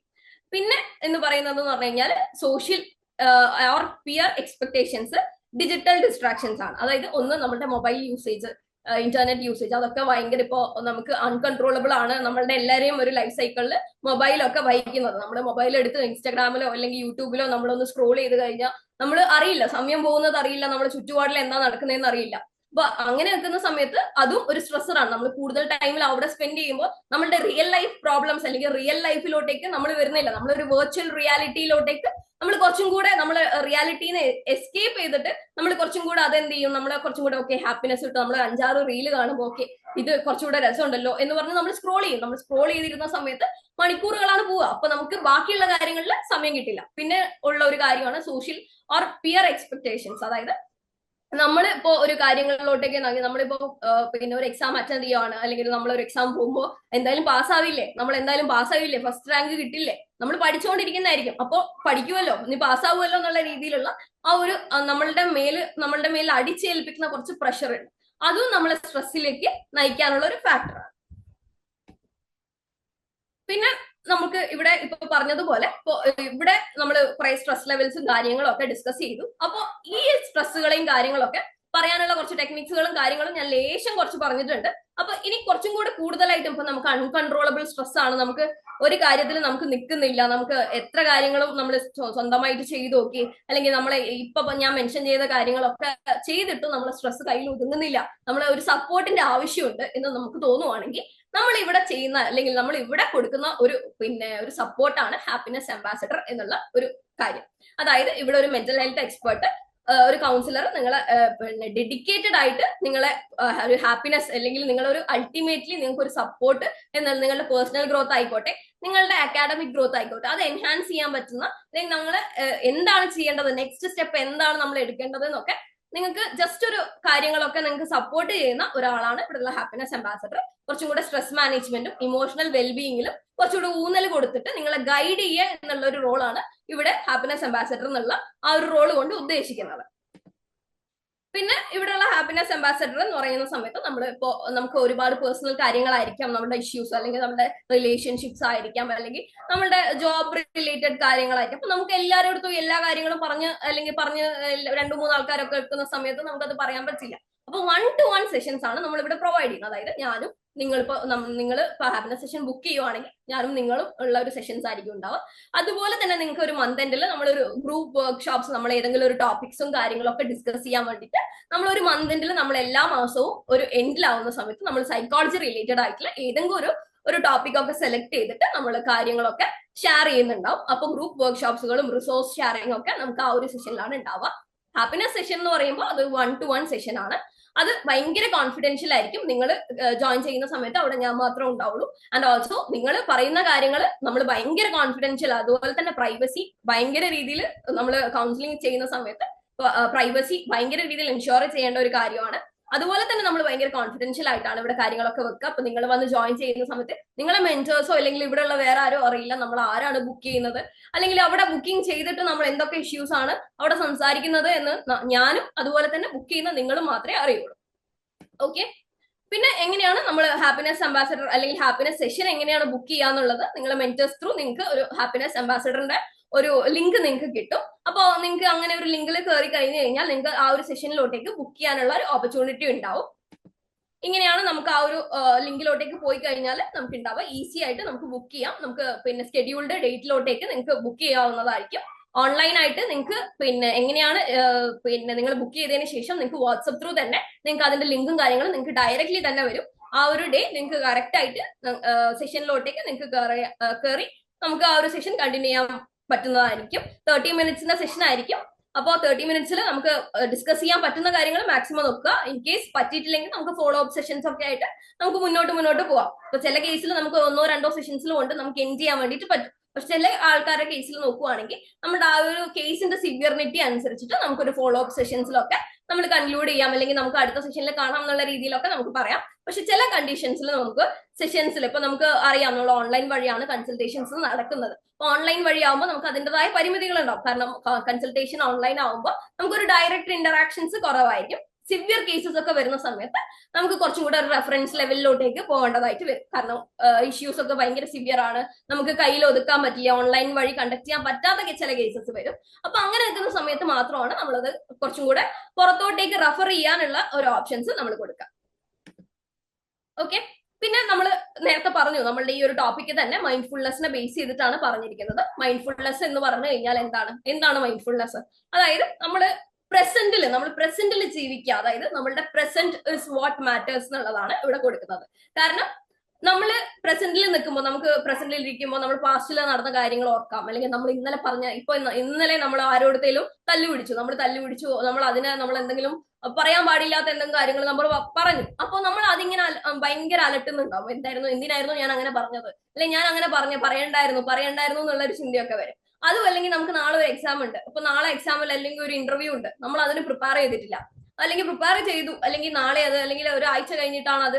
നമ്മൾ ഫ്യൂച്ചറിലും അല്ല അല്ലെങ്കിൽ നമ്മൾ പാസ്റ്റിലും അല്ല ജീവിക്കേണ്ടത്. നമ്മൾ ആക്ച്വലി നമ്മൾ അറ്റ് മൊമെന്റ് അല്ലെങ്കിൽ അറ്റ് പ്രസന്റിലാണ് നമ്മൾ ജീവിക്കേണ്ടത്. അപ്പൊ അതാണ് മൈൻഡ്ഫുൾനെസിന്റെ ഒരു അട്ടർ ഡെഫിനിഷൻ ആയിട്ട് നമുക്ക് പറയാൻ പറ്റും. അതായത് പ്രസന്റ്ലി ഫുള്ളി അവെയർ ആവുക, നമ്മളെ തോട്ട്സും അതുപോലെ തന്നെ നമ്മളെ ഇമോഷൻസും പ്രസന്റിലേക്ക് കോൺസെൻട്രേറ്റ് ചെയ്യുക. അതായത് നമുക്ക് ഇമ്പോസിബിൾ ആയിട്ടുള്ള കാര്യമാണ്, നമുക്ക് നാളത്തെ പറ്റിയിട്ടാണ് ഏറ്റവും കൂടുതൽ ചിന്ത നമുക്ക് ഒരു ഡേ ഉണ്ടാവുക. പക്ഷെ മൈൻഡ്ഫുൾനെസ് എന്ന് പറഞ്ഞു കഴിഞ്ഞാൽ ബീയിങ് ഫുള്ളി ഇൻ പ്രസന്റ് എന്നുള്ള രീതിയിലാണ് ഉള്ളത്. ഓക്കെ, മൈൻഡ്ഫുൾനെസിന്റെ മാക്സിമം ഉള്ള, അല്ലെങ്കിൽ നമുക്ക് മൈൻഡ്ഫുൾനെസ് കണ്ടിന്യൂ, നമ്മൾ വേറൊരു കാര്യം കൂടെ ഉണ്ട്. മൈൻഡ്ഫുൾനെസ് നമ്മൾ ചുമ്മാ ഇരുന്ന് അങ്ങ് ചെയ്യാം, ഒരു ദിവസം ചെയ്ത് കഴിഞ്ഞാൽ നമുക്ക് ഇതൊക്കെ നമ്മുടെ ലൈഫിൽ സംഭവിക്കും, അല്ലെങ്കിൽ നമ്മൾ കണ്ടിന്യൂസ് ആയിട്ട് ചെയ്യാതെ നമ്മൾ ഒറ്റ ദിവസം ഒരാഴ്ച കംപ്ലീറ്റ് ആയിട്ട് ഞാൻ മൈൻഡ്ഫുൾനെസ് ചെയ്തു, നമുക്ക് അതിന്റെ എഫക്ട് ഇത്രയും രീതിയിൽ കാണിക്കണം എന്നില്ല. നമ്മളെ ബോഡി എന്ന് പറഞ്ഞത് മൈൻഡ്ഫുൾനെസ്സും ആയിട്ട് നമുക്കൊന്ന് സിങ്ക് ആയിട്ട് വരണം, എന്നാലും മാത്രമേ നമുക്ക് എന്ത് ചെയ്യാൻ പറ്റുള്ളൂ, ഇത്തരം നമുക്ക് ഉള്ള ഒരു ബെനിഫിറ്റ്സ് നമുക്ക് കിട്ടുള്ളൂ. നമ്മൾ ഇന്ന് മൈൻഡ്ഫുൾനെസ് ചെയ്താൽ നമുക്ക് നാളെ നമ്മുടെ സ്ട്രെസ് എല്ലാം പോയി നമ്മുടെ മൈൻഡ് ഒക്കെ ക്ലിയർ ആവണമെന്നൊന്നുമില്ല. നമുക്ക് കണ്ടിന്യൂസ് ആയിട്ട് നമ്മൾ ചെയ്യാം. നമ്മൾ ഒരു കൺസിസ്റ്റന്റ് ആയിട്ട് മൈൻഡ്ഫുൾനെസ്സും കാര്യങ്ങളൊക്കെ പ്രാക്ടീസ് ചെയ്തതിന് ശേഷമാണ് നമുക്ക് കുറച്ചും കൂടെ ഒരു ഇമ്പാക്ട് നമ്മുടെ ലൈഫിലോട്ടേക്ക് കൊണ്ടുവരാൻ സാധിക്കുകയുള്ളൂ. അപ്പൊ മെയിൻ ആയിട്ടുള്ള ഇതിന്റെ ബെനിഫിറ്റ്സ് എന്ന് പറഞ്ഞു കഴിഞ്ഞാൽ ഒന്ന് സ്ട്രെസ് റിഡക്ഷൻ ആണ്. നമ്മുടെ സ്ട്രെസ്സിനെ നല്ല രീതിയിൽ റെഡ്യൂസ് ചെയ്യാൻ പറ്റുന്ന ഒരു ടെക്നിക്കാണ്. അതായത് നമുക്ക് എവിടെയും ഏത് സമയത്തും നമുക്ക് ആരുടെയും ഹെൽപ്പ് ഒന്നും ഇല്ലാതെ കൂടെ തന്നെ നമുക്ക് മൈൻഡ്ഫുൾനെസ് നമുക്ക് പ്രാക്ടീസ് ചെയ്യാൻ വേണ്ടിയിട്ട് പറ്റും. അത് നമ്മളുടെ മൈൻഡ് ക്ലിയർ ആക്കുക. അതായത് നമുക്ക് ഫുള്ള് നെഗറ്റീവ് തോട്ട്സോ അല്ലെങ്കിൽ നമുക്ക് ഭയങ്കര പ്രശ്നങ്ങൾ, നമ്മൾ ഇമോഷണലി ഭയങ്കര സാഡ് ആയിട്ടൊക്കെ നിൽക്കുന്ന സമയത്ത് നമുക്ക് കുറച്ചുകൂടെ മൈൻഡ് ക്ലിയർ ആക്കണം, അല്ലെങ്കിൽ നമുക്ക് ഭയങ്കര സ്ട്രെസ് ആയിട്ടിരിക്കണം, അല്ലെങ്കിൽ നമുക്ക് ഒരു കാര്യങ്ങളിലും നമുക്കൊരു ഡിസിഷൻ എടുക്കാൻ പറ്റുന്നില്ല, ഭയങ്കര ഓവർവെൽമിംഗ് ആയിട്ട് തോന്നുന്നു. അപ്പൊ അങ്ങനെ നിൽക്കുന്ന സാഹചര്യത്തിൽ നമുക്ക് എവിടെ നിന്നും നമുക്ക് സ്വന്തമായിട്ട് അല്ലെങ്കിൽ ആരുടെയും നോട്ടീസബിൾ അല്ലാത്ത രീതിയിൽ നമുക്ക് മൈൻഡ്ഫുൾനെസ് കാര്യങ്ങളൊക്കെ നമുക്ക് ചെയ്യാൻ പറ്റുന്നതാണ്. അതുപോലെ തന്നെ അതിന്റെ അടുത്ത ബെനിഫിറ്റ് എന്ന് പറഞ്ഞു കഴിഞ്ഞാൽ ഇംപ്രൂവ്ഡ് ഫോക്കസ് ആണ്. നമ്മുടെ ഫോക്കസ് കുറച്ചുകൂടെ എൻഹാൻസ് ചെയ്യാനും അതുപോലെ തന്നെ ഇമോഷണലായി നമ്മൾ കുറച്ചും കൂടെ സ്റ്റേബിൾ ആവാനും നമുക്ക് ഇതുവഴി നമുക്ക് സാധിക്കുന്നതാണ്. അതുപോലെ തന്നെ സെൽഫ് കമ്പാരിസണും കുറച്ചും കൂടെ കമ്പാരിസൺ അല്ല കമ്പാഷനും കുറച്ചും കൂടെ കൂടും. അതുപോലെ തന്നെ നമ്മളുടെ റെസിലിയൻസ് കപ്പാസിറ്റി, നമ്മൾ ഏത് സാഹചര്യങ്ങളിലും നമ്മൾ കുറച്ചും കൂടെ അഡാപ്റ്റഡ് ആവാൻ അല്ലെങ്കിൽ ഡിഫിക്കൽട്ട് സിറ്റുവേഷൻ വരുന്ന സമയത്ത് അതിൽ റൈറ്റ് ഡിസിഷൻ എടുക്കാനും നമുക്ക് കുറച്ചും കൂടെ കാര്യങ്ങൾ ഒക്കെ ഒരു വേറെ പെർസ്പെക്റ്റീവിൽ നമുക്ക് നോക്കിക്കാണാനും നമുക്ക് മൈൻഡ്ഫുൾനെസ് വഴി നമുക്ക് സാധിക്കും. ഞാൻ ആദ്യമേ പറയാം, മൈൻഡ്ഫുൾനെസ് ഇന്ന് ചെയ്തു കഴിഞ്ഞാൽ നമുക്ക് നാളെ ഈ എഫക്ട്സ് കിട്ടണം എന്നില്ല. നമ്മൾ ഇതിൽ കൺസിസ്റ്റന്റ് ആയിട്ട് വർക്ക് ചെയ്താൽ മാത്രമേ നമുക്ക് മൈൻഡ്ഫുൾനെസിന്റെ ആ ഒരു എഫക്ട് കിട്ടത്തുള്ളൂ. ഓക്കെ, അപ്പോ മൈൻഡ്ഫുൾനെസിന്റെ ഒരു കാര്യം ഞാൻ പറഞ്ഞിട്ടുണ്ട്. നമ്മൾ എവറിഡേ റിലവൻസ് ഞാൻ പറഞ്ഞത്, അതായത് നമ്മൾ കൺസിസ്റ്റൻസി നമ്മുടെ ലൈഫിൽ നമ്മൾ മൈൻഡ്ഫുൾനെസ് കൊണ്ടുവരുവാണെങ്കിൽ നമ്മൾ കൺസിസ്റ്റന്റ് ആയിട്ട് അതിന്റെ മേലെ വർക്ക് ചെയ്യണം. അല്ലെങ്കിൽ ഒരു ഡേ അല്ലെങ്കിൽ നമ്മൾ അരമണിക്കൂർ ഒന്നും ചെയ്യേണ്ട ഒരു പരിപാടിയല്ല. അതായത് യോഗ അല്ലെങ്കിൽ എക്സസൈസ് പോലെ അത്ര സിവിയർ ആയിട്ട് നമ്മൾ ഒരു സ്പെസിഫിക് ടൈമിൽ എല്ലാവരുടെയും മുമ്പിൽ ചെയ്യാൻ പറ്റാത്ത ഒരു കാര്യമൊന്നുമല്ല. നമ്മൾ ഒരു ഡേ, അപ്പൊ രാവിലെ മോർണിംഗിൽ നമ്മൾ ബെഡിൽ നിന്ന് എഴുന്നേൽക്കുന്ന സമയത്തായിക്കോട്ടെ, അല്ലെങ്കിൽ രാത്രി നമ്മൾ ഉറങ്ങാൻ കിടക്കുന്ന സമയത്തായിക്കോട്ടെ, ആ സമയത്ത് നമുക്ക് കുറച്ചും കൂടെ ഒരു ഒറ്റയ്ക്കൊന്ന് തന്നെ നമുക്ക് ഇരുന്ന് ചെയ്യാൻ പറ്റുന്ന ഒരു കാര്യമാണ് ഈ ഒരു മൈൻഡ്ഫുൾനെസ്. അതായത് നമുക്കൊരു ബ്രീതിങ്ങിന്റെ കുറച്ചുകൂടെ ഫോക്കസ് ചെയ്യുന്ന ഒരു ഏരിയ ആണ് മൈൻഡ്ഫുൾനെസ്. നമ്മുടെ ബ്രീതിങ്ങിന്, അതായത് നമ്മുടെ ബോഡിയിൽ നമുക്കറിയാം ബ്രീതിങ്ങിന്റെ ഒരു ഇമ്പോർട്ടൻസ്. നമ്മുടെ കംപ്ലീറ്റ് ഓക്സിജൻ ലെവലൊക്കെ നമ്മുടെ കംപ്ലീറ്റ് ബോഡിയിൽ ബ്ലഡ് വഴി സപ്ലൈ ചെയ്യുന്ന നമ്മുടെ ഒരു ഓക്സിജൻ ലെവൽ കൂട്ടുകയും കുറയ്ക്കുകയും ഒക്കെ ചെയ്യലാണ് നമ്മൾ ഈ ഒരു മൈൻഡ്ഫുൾനെസ്സിന്റെ ആക്ച്വലി ഇതിന്റെ പിന്നിലുള്ള സയൻസ്. അപ്പോൾ ഈ ഒരു മൈൻഡ്ഫുളിന്റെ ഇമ്പോർട്ടൻസ് അത്രയും ഉണ്ട്. കാരണം നമ്മളുടെ ബോഡിയിലുള്ള എനർജി ലെവൽ ഇത് കൂട്ടാനും അതുപോലെ തന്നെ നമ്മളുടെ ഒരു റിഫ്രഷ് ആവാനും ഇത് ഹെൽപ്പ് ചെയ്യും. ഇത് നമ്മുടെ എവറിഡേ ലൈഫിൽ കൂട്ടി കഴിഞ്ഞു കഴിഞ്ഞാൽ നമ്മുടെ അക്കാഡമിക്കലി നമുക്കൊരു പുരോഗതി ഉണ്ടാവും. അതുപോലെ തന്നെ നമ്മുടെ പേഴ്സണൽ ലൈഫിൽ നമ്മളുടെ ഇമോഷൻസ് റെഗുലേറ്റ് ചെയ്യാനും മൂഡ് സ്വിങ്സും കാര്യങ്ങളൊക്കെ ഉണ്ടെങ്കിലോ അല്ലെങ്കിൽ നമ്മുടെ ഡിസിഷൻസിൽ എന്തെങ്കിലുമൊക്കെ ഒരു വേരിയേഷൻസും ഒക്കെ സംഭവിക്കുന്ന സമയത്തോ നമുക്ക് മൈൻഡ്ഫുൾനെസ് യൂസ് ചെയ്യാൻ വേണ്ടിയിട്ട് പറ്റും. പിന്നെ ഈ ഒരു ഗൈഡഡ് ഒരു മിനി മൈൻഡ്ഫുൾനെസ് എക്സസൈസിന്റെ കാര്യം ഞാൻ ഇവിടെ ഡിസ്കസ് ചെയ്യാം. ഓക്കെ, അപ്പൊ അത് നിങ്ങൾ ലൈഫിലോട്ടേക്ക് കൊണ്ടുവരാൻ ശ്രമിക്കുക. അതായത് മാക്സിമം നിങ്ങൾ ഈ ഒരു മിനി മൈൻഡ്ഫുൾനെസ് എക്സസൈസിൽ തന്നെ സ്റ്റാർട്ടിങ്ങിൽ തുടങ്ങുക. അതായത് ഇത് എങ്ങനെയാണെന്ന് പറഞ്ഞു കഴിഞ്ഞാൽ ഇതൊരു ബ്രീതിങ് ടെക്നിക്കാണ്. ഒരു 3 to 4 to 5 മിനിറ്റ്സ് മാത്രം എടുക്കുന്ന ഒരു ടെക്നിക്കാണ്. അതായത് നിങ്ങൾ ഏതെങ്കിലും ഇപ്പോൾ ഭയങ്കര ഒരു എക്സാം ഹാളിലാണ് നിങ്ങൾ ഉള്ളത് എന്ന് വിചാരിക്കാം. അപ്പൊ ആ ഒരു സമയത്ത് നമുക്ക് ചെയ്യണം, അല്ലെങ്കിൽ നമുക്ക് ഭയങ്കരമായിട്ട് നമുക്ക് പഠിച്ചതൊന്നും ഓർമ്മയില്ല, അല്ലെങ്കിൽ നമുക്ക് ഇങ്ങനെ ഓരോ കാര്യങ്ങൾ മൈൻഡിലൂടെ വന്നു പോയിക്കൊണ്ടിരിക്കും, നമ്മുടെ മൈൻഡ് ഫുള്ള് ബ്ലേർഡ് ആയിട്ടിരിക്കും, നമുക്ക് എന്താണ് എഴുതേണ്ടത് എന്താണ് ചെയ്യേണ്ടത് എന്നുള്ള ഒരു വ്യക്തതയൊന്നും ഉണ്ടാവില്ല. അപ്പൊ ആ സമയത്തും നമുക്ക് യൂസ് ചെയ്യാൻ പറ്റുന്ന ഒരു ഗൈഡഡ് മിനി എക്സസൈസ് ആണ് നമുക്ക് സ്റ്റാർട്ടിങ് അല്ലെങ്കിൽ നമ്മളൊരു ബിഗിനർ ആയിട്ടിരിക്കുന്ന സമയത്ത് ചെയ്യാൻ ഏറ്റവും നല്ലത്. അതായത് പിന്നെ നമ്മൾ ആ ഒരു സാഹചര്യങ്ങളിൽ നിന്ന് നമ്മൾ ജസ്റ്റ് ഒരു പീസ്ഫുൾ ആവുക എന്നുള്ളതാണ് നമ്മൾ ക്ലോസ് ഐസ് എന്നുള്ള രീതിയിൽ പറയുന്നത്. അതായത് ജസ്റ്റ് ഒന്ന് കണ്ണടയ്ക്കുക, കണ്ണടച്ചിട്ട് നമ്മൾ ഡീപ്ലി ഒന്ന് ഇൻഹെയിൽ ചെയ്യാം. ഇൻഹെയിൽ ചെയ്തതിന് ശേഷം ഒരു മൈൻഡിൽ 1 to 4 എന്ന് കൗണ്ട് ചെയ്യാം. കൗണ്ട് ചെയ്തതിന് ശേഷം നമ്മൾ ഹോൾഡ് ചെയ്ത് വെച്ചിട്ട് ജസ്റ്റ് നമ്മളെ ബ്രീത്ത് 4 വരെ എണ്ണുന്നത് കഴിഞ്ഞതിന് ശേഷം നമ്മളെ ബ്രീത്ത് വിടാം. ഓക്കെ, അത് ബ്രീത്ത് വിടുന്ന ഒരു സമയത്തും അതുപോലെ ഇൻഹെയിലിംഗ് എക്സെയിൽ സമയത്തും നമ്മൾ നല്ല രീതിയിൽ സ്ലോയിലാണ് നമ്മൾ ചെയ്യേണ്ടത്. നമ്മൾ നല്ല രീതിയിൽ ബ്രീത്ത് ഇൻ ചെയ്തിട്ട് നമ്മൾ ബ്രീത്ത് ഔട്ട് നല്ല സ്ലോയിൽ ചെയ്യാം. അതിന്റെ ഇൻ ബിറ്റ്വീനിൽ ഒരു 4 വരെ എണ്ണുന്ന രീതിയിൽ ഒരു ഹോൾഡിംഗ് ആ ഒരു കപ്പാസിറ്റിയും കൂടെ കൊണ്ടുവരാം. ആ സമയത്ത് നമ്മൾ വേറൊരു കാര്യങ്ങളിലും ചിന്തിക്കരുത്. നമ്മുടെ ബ്രീതിങ്ങും അതുപോലെ തന്നെ നമ്മുടെ ഇൻഹെയിൽ ചെയ്യുന്ന സമയത്ത് നമ്മുടെ ശ്വാസം മൂക്കിന്റെ ഉള്ളിലോട്ട് നമുക്ക് കയറുന്നതും അതുപോലെ തന്നെ അത് പുറത്തു പോകുമ്പോൾ നമ്മളുടെ കംപ്ലീറ്റ് ബോഡിയിലുള്ള ആ ഒരു ഭാരം നമ്മളുടെ അല്ലെങ്കിൽ ആ ഒരു ശ്വാസത്തിലൂടെ പുറത്തോട്ടേക്ക് പോകുന്നതായിട്ട് നമ്മൾ ഇമാജിൻ ചെയ്യാം. അപ്പോൾ അത് ആ ഒരു ലെറ്റിംഗ് പാസ് അല്ലെങ്കിൽ letting in and letting pass എന്നുള്ള ആ ഒരു പ്രോസസ്സ് നല്ല രീതിയിൽ നമ്മളെ ഒരു എഫക്ട് സ്റ്റാർട്ടിങ്ങിൽ നമുക്ക് ചിലപ്പോൾ ആ ഒരു വ്യത്യാസങ്ങൾ മനസ്സിലാവില്ല. പക്ഷെ നമുക്ക് ആ ഒരു കാംനെസ് അല്ലെങ്കിൽ നമ്മളുടെ ഒരു മെന്റൽ ക്ലാരിറ്റി കൊണ്ടുവരാനോ അല്ലെങ്കിൽ നല്ല സ്ട്രെസ് ആവുന്ന സമയത്തോ നമ്മൾ ഇത് ചെയ്ത് കഴിഞ്ഞാൽ നമുക്ക് നല്ലൊരു നമുക്കൊരു ഇമ്പാക്ട് നമ്മൾ എന്തായാലും ഉണ്ടാവും നമ്മളുടെ ലൈഫിൽ. നമുക്ക് ഇത് മിനി മൈൻഡ്ഫുൾനെസ് എക്സസൈസ് കൊണ്ടുവരിക കഴിഞ്ഞാൽ നമുക്ക് നല്ല രീതിയിൽ എഫക്ട് ഇതിന് കിട്ടും. ഇനി അടുത്ത എന്ന് പറഞ്ഞു കഴിഞ്ഞാൽ ഡീ സ്ട്രെസ് ടെക്നിക്സ് ആണ്. ഇപ്പൊ നമ്മൾ പറഞ്ഞു സ്ട്രെസ്സേഴ്സ് ഉണ്ട്, നമുക്ക് ഒരുപാട് സ്ട്രെസ്സേഴ്സ് നമ്മുടെ റിയൽ ലൈഫിൽ വരുന്നുണ്ട്, ഒരുപാട് സ്ട്രെസ്സേഴ്സിന്റെ കാര്യങ്ങളൊക്കെ നമ്മൾ ഡിസ്കസ് ചെയ്തിട്ടുണ്ട്. അപ്പോ കുറച്ചും കൂടെ എന്താണ്, അല്ലെങ്കിൽ നമ്മൾ കുറച്ചും കൂടെ സ്ട്രെസ് കുറയ്ക്കാനുള്ള ടെക്നിക്സുകൾ എന്തൊക്കെയാണെന്ന് പറഞ്ഞു കഴിഞ്ഞാൽ, ഒന്ന് പ്രോഗ്രസീവ് മസിൽ റിലാക്സേഷൻ ടെക്നിക് ആണ്. അതായത് ഇത് നമ്മൾ കുറച്ചും കൂടെ അഡ്വാൻസ് ലെവൽ, അല്ലെങ്കിൽ നമ്മൾ കുറച്ചും കൂടെ ശ്രദ്ധിച്ച് ചെയ്യേണ്ടതാണ്. നമ്മൾ ആദ്യം പറഞ്ഞതുപോലെ അത്ര സിമ്പിൾ ആയിട്ട് നമുക്ക് ചെയ്തു പോകാൻ പറ്റുന്ന കാര്യമല്ല. ഇത് നമ്മൾ ശ്രദ്ധിക്കുക ഇൻ ദ സെൻസ്, നമ്മൾ ചെയ്ത് കഴിഞ്ഞാൽ നമുക്ക് ഇത് സിമ്പിൾ ആയിരിക്കും. നമ്മൾ ഫസ്റ്റ് ചെയ്യുന്ന സമയത്ത് നമ്മളുടെ ഫസ്റ്റത്തെ ആ മിനി ബ്രീതിങ് ടെക്നിക്ക് പോലെ അത്ര ഈസി അല്ല. ഇത് നമ്മൾ ചെയ്യുന്ന സമയത്ത് നമ്മളുടെ ബോഡിയിലെ മസിൽസ്, ഇപ്പൊ നമുക്ക് ഷോൾഡർ മസിൽസ് ഉണ്ടാവും, നമ്മളുടെ കൈയിന്റെ ആ ഒരു മസിൽസ് ഉണ്ടാവും, നമ്മുടെ പിന്നെ ലെഗിന്റെ മസിൽസ് ഉണ്ടാവും. ആ മസിൽസ് ഇങ്ങനെ ടെൻഷൻ കൊടുക്കുക, മസിൽസ് ഇങ്ങനെ നമ്മൾ സ്ട്രെസ് കൊടുക്കുക. ആ ഒരു പിന്നെ കംപ്ലീറ്റ് നമ്മളെ ഒരു, ഫോർ എക്സാമ്പിൾ നമ്മൾ ഈ പാമ്പിന്റെ ഉള്ളിലാണെങ്കിൽ നമ്മൾ ഇതിങ്ങനെ സ്ട്രെസ് ചെയ്ത് കൊടുക്കുക. അങ്ങനെ നിൽക്കുന്ന സമയത്ത് നമ്മൾ കുറച്ച് സ്ട്രെസ് അല്ലെങ്കിൽ കുറച്ച് ടെൻഷൻ ആ ഒരു ഏരിയയിൽ കൊടുത്തതിന് ശേഷം നമ്മൾ റിലാക്സ് ചെയ്യുക. അപ്പോൾ അങ്ങനെ നമ്മൾ ഓരോ മസിൽ ഗ്രൂപ്പിനെയും നമ്മൾ റിലാക്സ് ചെയ്ത് ആ ഒരു ടെൻഷൻ കൊടുത്ത് റിലാക്സ് ചെയ്ത് ആ ഒരു മെത്തേഡാണ് പ്രോഗ്രസീവ് മസിൽ റിലാക്സേഷൻ ടെക്നിക്ക്.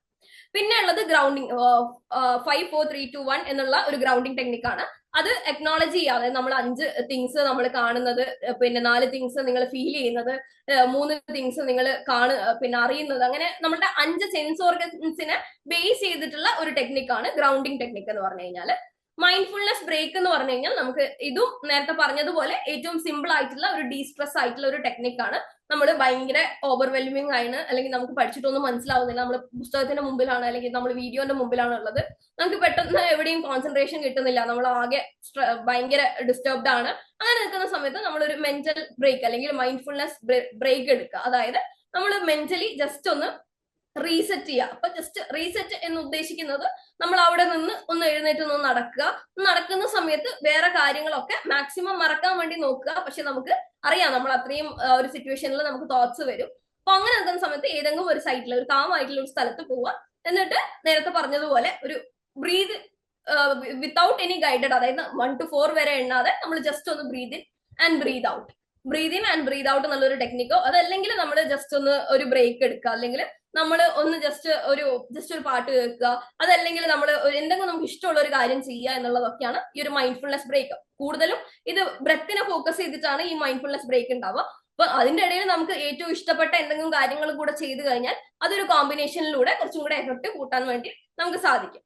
ഇതുപോലെ നമുക്ക് നമ്മളുടെ ഈ ഒരു ലൈഫിലോട്ടേക്ക് ഇത്തരം മൈക്രോ പ്രാക്ടീസുകൾ, ഇതൊന്നും മാക്രോ അല്ല, അതായത് മാക്രോ ലെവലിൽ നമുക്ക് എന്തെങ്കിലും എക്യുപ്മെന്റ്സ് എവിടെയെങ്കിലും വെച്ച് കൊണ്ടുപോകേണ്ട ഒരു കാര്യമല്ല, നമുക്ക് ഫ്രീ ആയിട്ട് എവിടുന്നും ചെയ്യാൻ പറ്റുന്ന കുറച്ച് കാര്യങ്ങളാണ്.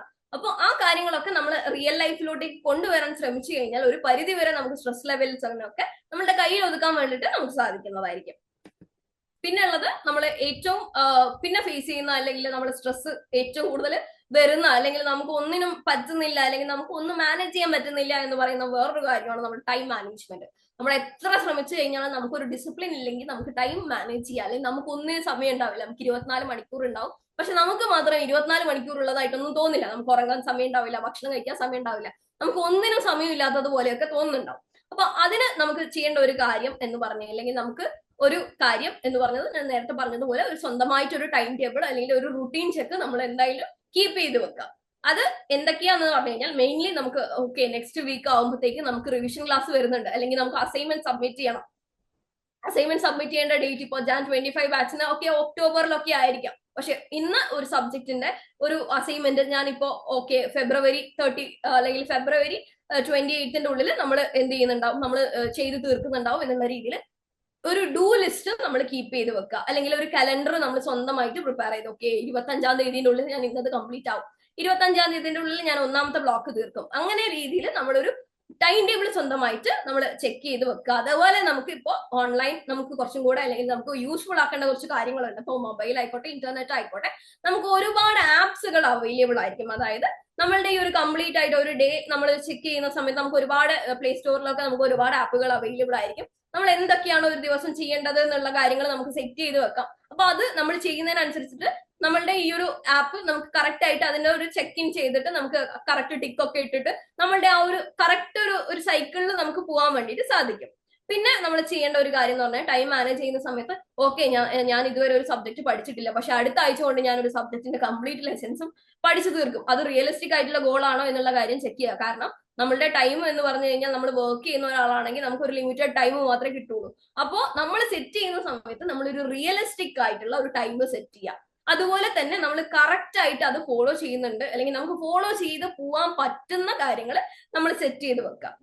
അത് നമ്മൾ ഏറ്റവും ഫസ്റ്റ് ചെയ്യേണ്ട ഒരു കാര്യമാണ്. നമ്മൾ വലിയ കാര്യത്തിൽ നമ്മൾ ചെറുപ്പം മുതലേ നമ്മളൊരു ടൈം ടേബിൾ സ്റ്റഡി അല്ലെങ്കിൽ പരീക്ഷ ഒരു പുതിയ അധ്യയന വർഷമൊക്കെ തുടങ്ങുന്ന സമയത്ത് നമ്മൾ ആദ്യം ഒരു ടൈം ടേബിൾ ഒക്കെ വാങ്ങിച്ച് അവരുമേലൊക്കെ ഒട്ടിച്ച് വെക്കും. പക്ഷെ നമ്മൾ അതിൽ എത്ര സമയത്ത് നമ്മൾ അത് ഫോക്കസ് ചെയ്ത് പോവാറുണ്ട്? അത് നമ്മൾ പോവാണ്ടിരിക്കുക എന്നുള്ള മെയിൻ റീസൺ എന്ന് പറഞ്ഞാൽ നമ്മൾ അത് അൺറിയലിസ്റ്റിക് ആയിട്ടുള്ള കാര്യങ്ങളൊക്കെ ആയിരിക്കും നമ്മൾ അതിൽ എഴുതിയിട്ട് രാവിലെ 8 മണി മുതൽ രാത്രി 12 മണി വരെയുള്ള കാര്യങ്ങളൊക്കെ നമ്മൾ ഡിസൈഡ് ചെയ്ത് വെക്കും. പക്ഷെ അതിൽ നമുക്ക് സ്റ്റിക്ക് ഓൺ ചെയ്യാൻ പറ്റുന്ന കാര്യങ്ങൾ, അല്ലെങ്കിൽ നമുക്ക് റിയലിസ്റ്റിക് ആയിട്ട് നമുക്ക് ഫോളോ ചെയ്യാൻ പറ്റുന്ന കാര്യങ്ങൾ സെറ്റ് ചെയ്ത് വെക്കാം. പിന്നെ അതുപോലെ നമ്മൾ വലിയ ടാസ്കുകൾ എന്താക്കാം, വലിയ ടാസ്കുകളെ നമ്മൾ ചെറിയ ചെറിയ കഷ്ണങ്ങളാക്കി മുറിച്ചെടുക്കുക. അതായത് വലിയ ടാസ്കിനെ നമ്മൾ വലുതായിട്ട് കാണാതെ അതിനെ ചെറിയ ചെറിയ ചെറിയ ടാസ്കുകളായിട്ട് കണ്ട് അത് മുറിച്ച് ചെയ്യുക. അതായത് ഇപ്പൊ അസൈൻമെന്റ് കംപ്ലീറ്റ് ചെയ്യണം, അസൈൻമെന്റ് കംപ്ലീറ്റ് ചെയ്യേണ്ട ഒരു കേസ് ആണ് എന്ന് വിചാരിക്കും. അസൈൻമെന്റ് ഇപ്പൊ ഒരു സബ്ജക്റ്റിന് നമുക്ക് ഒരുപാട് അസൈൻമെന്റ്സിലെ ഒരുപാട് പേജസ് ഒക്കെ എഴുതാനുണ്ടാവും. അപ്പോൾ ഫസ്റ്റത്തെ ഡേ ഞാൻ ഇത്ര കംപ്ലീറ്റ് ചെയ്യും, ഞാൻ ഒന്നാമത്തെ ക്വസ്റ്റ്യൻ എഴുതി തീർക്കും എന്നുള്ള രീതിയിൽ ഒരു ക്വസ്റ്റ്യൻ മാത്രം എഴുതാം. അപ്പൊ ഒരു വലിയ അസൈൻമെന്റ് എന്ന് പറയുമ്പോൾ ഇപ്പൊ 10 ക്വസ്റ്റ്യൻ ഉണ്ടെന്ന് വിചാരിക്കാം. ഇപ്പൊ 10 ക്വസ്റ്റ്യൻ ഉണ്ട് എന്ന് മൈൻഡിൽ വിചാരിക്കാതെ ഇന്ന് ഞാൻ ഒരു ക്വസ്റ്റ്യൻ അല്ലേ ഉള്ളൂ, ആ ഒരു ക്വസ്റ്റ്യൻ ഞാൻ ഇന്ന് അറ്റൻഡ് ചെയ്യും, ഞാൻ ഇത് അതിന്റെ ആൻസറും എഴുതി കഴിഞ്ഞിട്ട് ഞാൻ ഇന്ന് കിടക്കത്തുള്ളൂ. ആ ഒരു രീതിയിൽ നമ്മൾ ഒരു വലിയ ടാസ്കിനെ ചെറിയ രീതിയിൽ നമ്മൾ ബ്രേക്ക് ചെയ്തിട്ട് കുറച്ചും കൂടെ ഒരു സ്ട്രാറ്റജിക്കലി നമ്മൾ പഠിക്കുവാണെങ്കിൽ നമുക്ക് കുറച്ചും കൂടെ എല്ലാ കാര്യങ്ങളും മാനേജ് ചെയ്യാനും അതിന്റെ ഇടയിൽ നമ്മൾ ബേൺ ഔട്ട് ആവാതെ, അല്ലെങ്കിൽ നമുക്ക് മടിയല്ല അല്ലെങ്കിൽ മടുപ്പൊന്നും തോന്നാത്ത രീതിയിൽ നമുക്ക് ഇത് കൊണ്ടുപോകാൻ വേണ്ടിയിട്ട് സാധിക്കും. ഓക്കെ, പിന്നെ നമുക്ക് കൊണ്ടുവരേണ്ടത് നേരത്തെ പറഞ്ഞു ഹെൽത്തി ഹാബിറ്റ്സ് ആണ്. നമ്മൾ ഫിസിക്കലി, മെന്റലി, അതുപോലെ നമ്മൾ എല്ലാ രീതിയിലും നമ്മൾ സെറ്റ് ആയാലാണ് നമുക്ക് അക്കാഡമിക്കലി ഒരു ഗ്രോത്ത് നമുക്ക് നടക്കുള്ളൂ. അതിന് ആവശ്യമായിട്ടുള്ള കാര്യങ്ങൾ മെയിൻലി അഡിക്വേറ്റ് സ്ലീപ്പ് ആണ്. ഇപ്പൊ നമുക്കറിയാം ഫോൺ കൊണ്ടൊക്കെ നമ്മൾ രാത്രി 12-1 മണി വരെ ഒക്കെ കളിച്ച് അതിന്റെ ഒരു എഫക്റ്റ് ഒക്കെ കഴിഞ്ഞ് നമ്മൾ 5 മണിക്കോ 6 മണിക്കോ എണീക്കാനൊക്കെ തോന്നിക്കഴിഞ്ഞാൽ, അല്ലെങ്കിൽ നമ്മൾ 5 മണിക്കോ 6 മണിക്കോ ഒക്കെ എഴുന്നേറ്റ് പഠിക്കണം എന്നൊക്കെ ഉണ്ടാവും. പക്ഷെ നമ്മൾ ആ ഒരു ഉറക്കം ശരിയായില്ലെങ്കിൽ നമ്മൾ രാവിലെ 6 മണിക്കോ 5 മണിക്കോ ഇരുന്ന് പഠിച്ചിട്ട് കാര്യമില്ല. കാരണം ബ്രെയിനിൽ അത് നിൽക്കത്തില്ല. നമുക്കൊരു കറക്റ്റ് നമ്മുടെ ഫോണിൽ നമ്മൾ എങ്ങനെയാണോ ചാർജ് ചെയ്യുന്നത് അതുപോലെ തന്നെ ഇമ്പോർട്ടന്റ് ആണ് നമുക്ക് സ്ലീപ്പ്. അപ്പോ നമുക്ക് അടുത്ത വേണ്ട, അല്ലെങ്കിൽ ഏറ്റവും മെയിൻ ആയിട്ടുള്ള ഒരു കാര്യം ബാലൻസ്ഡ് ഡയറ്റ് ആണ്. ഒരു സമയത്ത് ഇപ്പൊ നമുക്ക് 3 ടൈംസ് മാൻഡേറ്ററി ആയിട്ട് നിങ്ങൾ ഭക്ഷണം കഴിക്കുന്നുണ്ടെന്നുള്ള കാര്യം എൻഷുർ ചെയ്യുക. ആ ഒരു ടൈം ടേബിൾ, അല്ലെങ്കിൽ നമ്മൾ ഭക്ഷണം കഴിക്കുന്ന രീതി, അല്ലെങ്കിൽ ഭക്ഷണം കഴിക്കുന്ന രീതി ഒരു ടൈം ടേബിൾ സെറ്റ് ചെയ്ത് നോക്കും. ഓക്കെ, ഒരു പിന്നെ ഉച്ചക്കത്തെ ഭക്ഷണം ഈ ഒരു സമയത്തിന്റെ ഉള്ളിൽ, രാവിലത്തെ ഭക്ഷണം ഈ ഒരു സമയത്തിന്റെ ഉള്ളിൽ എന്നുള്ള രീതിയിൽ നമ്മളൊരു ടൈം സ്കെഡ്യൂൾ സെറ്റ് ചെയ്ത് വെച്ച് കഴിഞ്ഞ് കഴിഞ്ഞാൽ നമ്മുടെ ഒരു ഡയറ്റിലും ഒരു ബാലൻസ് കൊണ്ടുവരാൻ പറ്റും. എന്ന് വിചാരിച്ച് നമ്മൾ ഭയങ്കര പച്ചക്കറി ഭക്ഷണങ്ങൾ, അല്ലെങ്കിൽ നമ്മൾ നോൺ വെജിന്റെ ഇത്ര പിന്നെ എമൗണ്ട് മാത്രമേ കഴിക്കാവൂ എന്നുള്ളതൊന്നുമില്ല. പക്ഷെ മാക്സിമം നമുക്ക് അങ്ങനെ ജങ്ക് ഫുഡ്സോ കാര്യങ്ങളൊക്കെ നമുക്ക് കഴിക്കാം, അതൊന്നും പ്രശ്നമില്ല. പക്ഷെ ബാലൻസ്ഡ് ആയിരിക്കണം. നമ്മൾ എല്ലാ ദിവസവും അത്തരം ഫുഡുകൾ കഴിക്കുന്നത് കുറച്ച് കുറക്കുക.